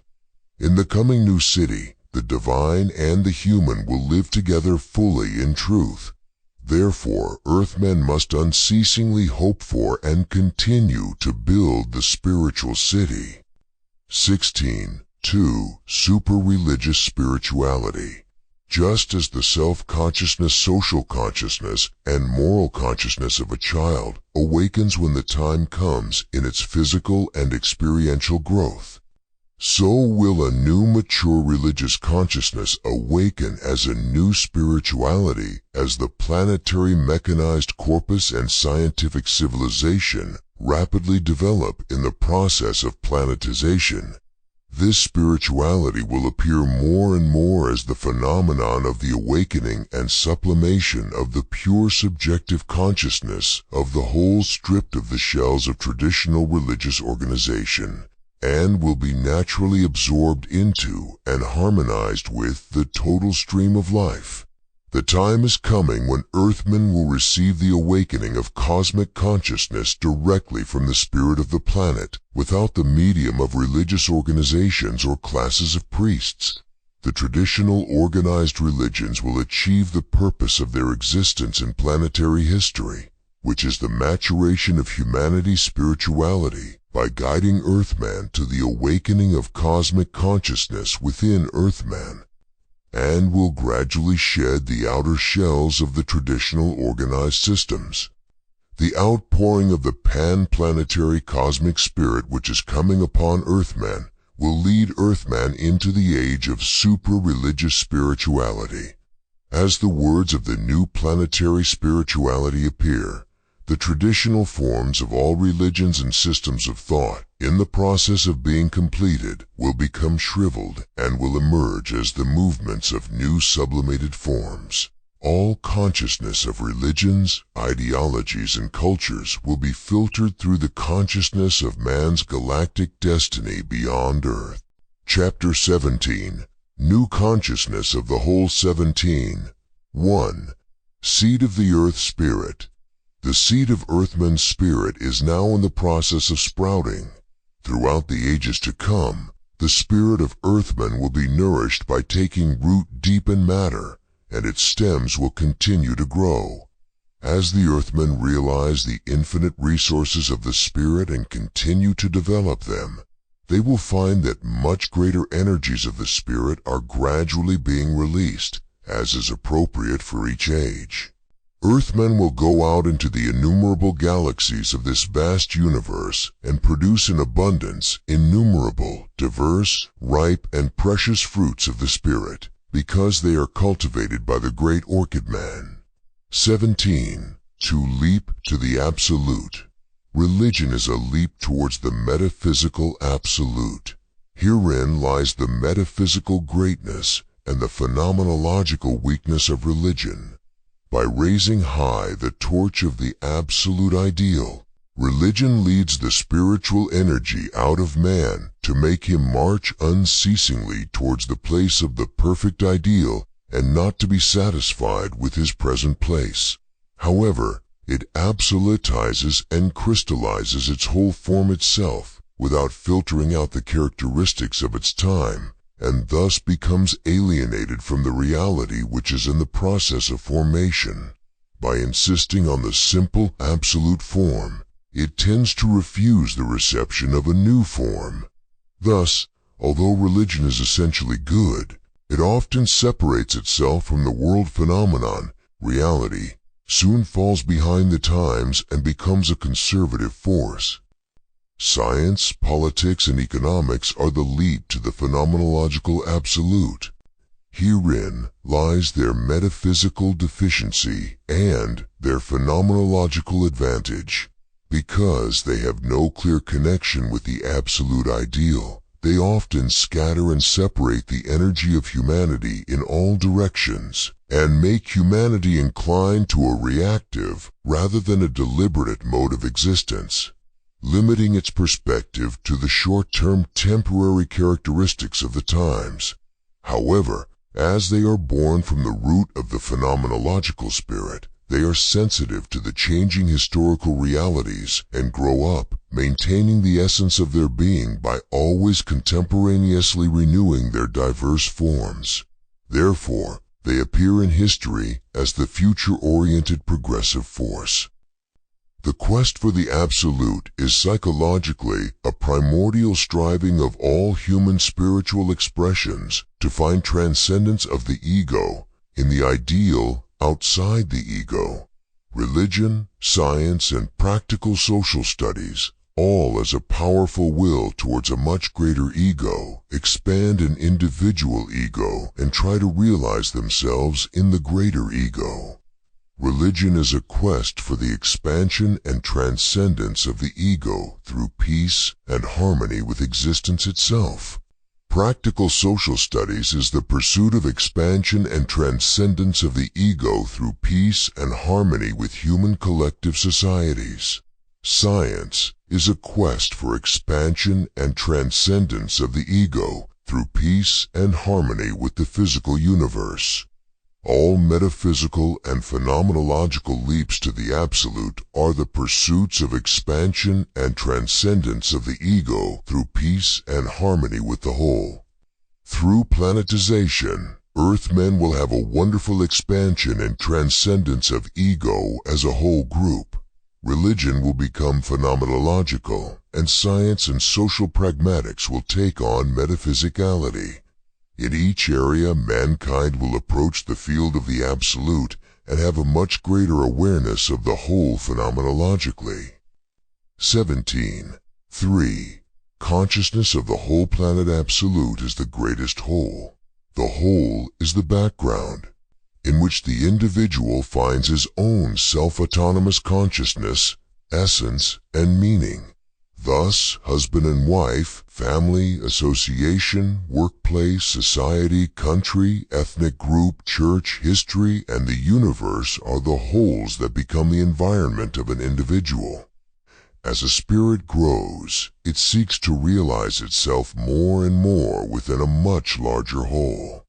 The spirit of the planet Earth is now blowing a trumpet that is awakening the consciousness of the whole planet Earth among the people of the Earth.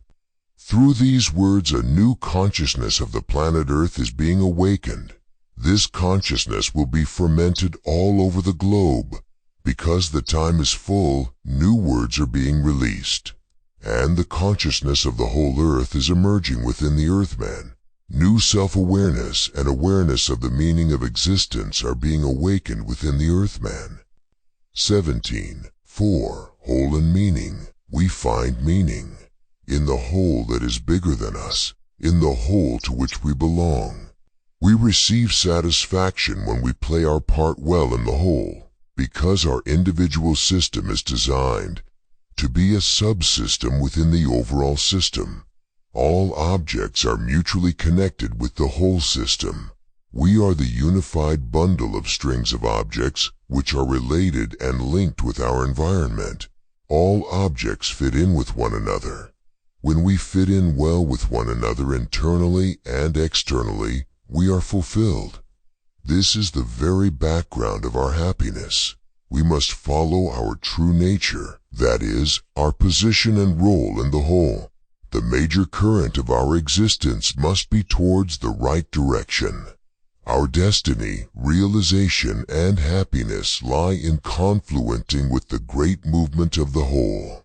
The ultimate great movement of the whole that embraces us is heading towards those stars in the universe. So, as a community of humanity, we must keep our heads up and look up to the stars of the Milky Way, which is the stage of our true destiny. And we must constantly raise our hopes to the heavens, until the angels come down and, carrying us on the chariots of fire, ascend up high to the heavens. No 17.5. Ecstasy. Consciousness, the stream of the whole, receives guidance of God's Spirit. Individual entities are led within the movement of the totality of the entire cosmos. Here we must awaken our sense of the nature and meaning of our individuality, and our consciousness of our mission and destiny. Ecstasy is exiting out of the membrane coverings of the old consciousness and expanding into the realm of the new consciousness, melting into the flow of the great totality. The energy of ecstasy transforms into a new dynamic force of life, makes us sensitive to God's presence and breath in the whole, and, surrounded by God's love, replaces the feeling of being an orphan in the universe with the feeling of being a child of the universe. Chapter 18. New View 1. Epistemology. Truth is reality. Truth and man are one through action. Truth consciousnesses for humans are linguistic and artistic. That is, all human truths are spiritual. 18.2. Metaphysics, universe. Nature is alive, is personality, is spirit. Thus, it is world animal energy matter, maturing life, eternal manifestation of awakening. 18.3. History. The history of psychospirit, that is, the history of man, is short.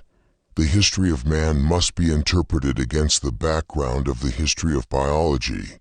The history of biology must be understood against the background of the history of chemical physics. The history of chemical physics must be measured against the background of the history of the universe. The history of the universe must be penetrated in the background of the history of the divine. The history of the divine is enlightened by the revelation of the Spirit. To understand the present, you have to understand the past and also the future.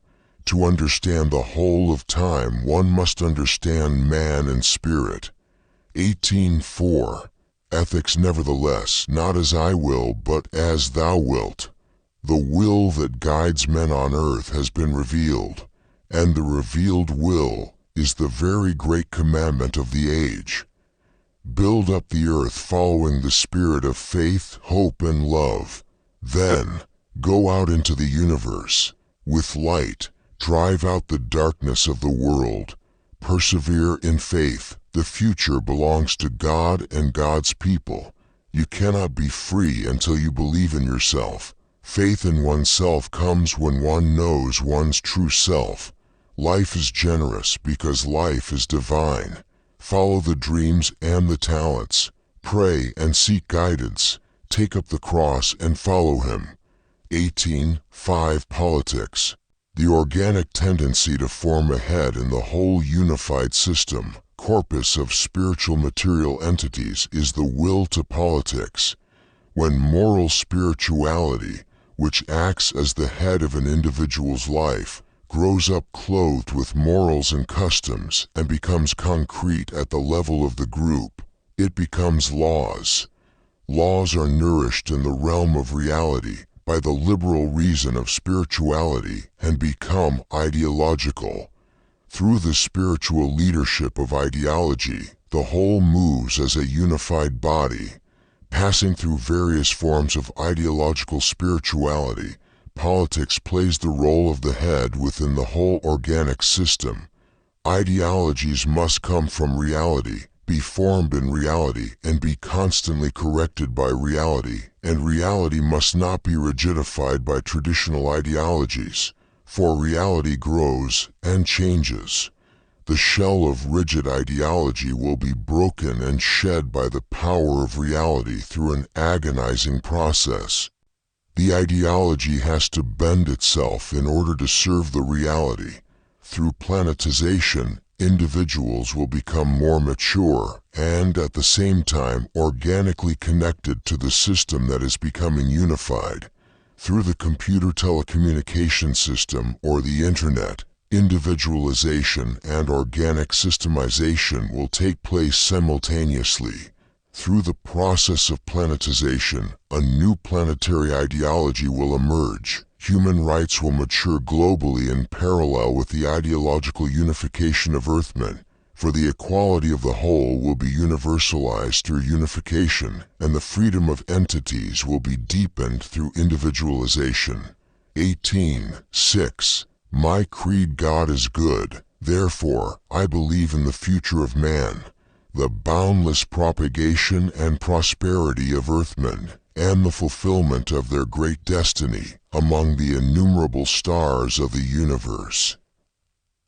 In the bud of a newly and beautifully sprouting flower, in the song of clear twittering birds welcoming the morning, in the face of a brightly smiling newborn baby, I see evidence of the continuous existence and progress of life and spirit, the evidence of the existence of a great future awaiting mankind.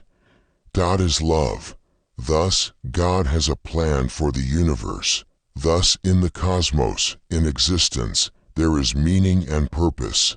Thus, God is our Father, and we are God's children. Herein lies the root of the greatness of man, the foundation of the greatness of human destiny. Chapter 19. New Greeting. 19.1 Salute. I salute. To the children who are joyfully playing on the streets, to the businessmen who are seriously reviewing the report, to the housewives who are frugally preparing the dinner, to the scientists who are immersed in the experiments, having lost track of time, to the painters who are heartfully expressing beauty on canvas, to the bus drivers who are kindly letting passengers off the bus, to the teachers who are eagerly passing on their knowledge to the new generation. I salute. To each and every man who is on this earth, to each and every Earthman, countless of whom will be born far away among the stars of the Milky Way. I salute. To all the children of planet Earth, to the brightly shining protagonists of the future, to all God's children. I salute. To you who are bearing divine dreams, To you who are born to realize the will of God, to you who are imbued with an unspeakably glorious destiny, high salute, to the marching humanity. 19. 2. Sentient Earth. You are a child of the cosmos, and you are a child of the Spirit of the one you call God in your religion. You are the one who is loved by the universe. Upon you are resting the goodwill and congratulations of the trillions of galaxies. You are the priceless precious gem of immeasurably long age. For you, countless stars have waited with indescribable patience. For you, innumerable angels of heaven have shaken all the heavenly bodies, waiting for you to obtain the wings and come up to the residence of the stars prepared for you.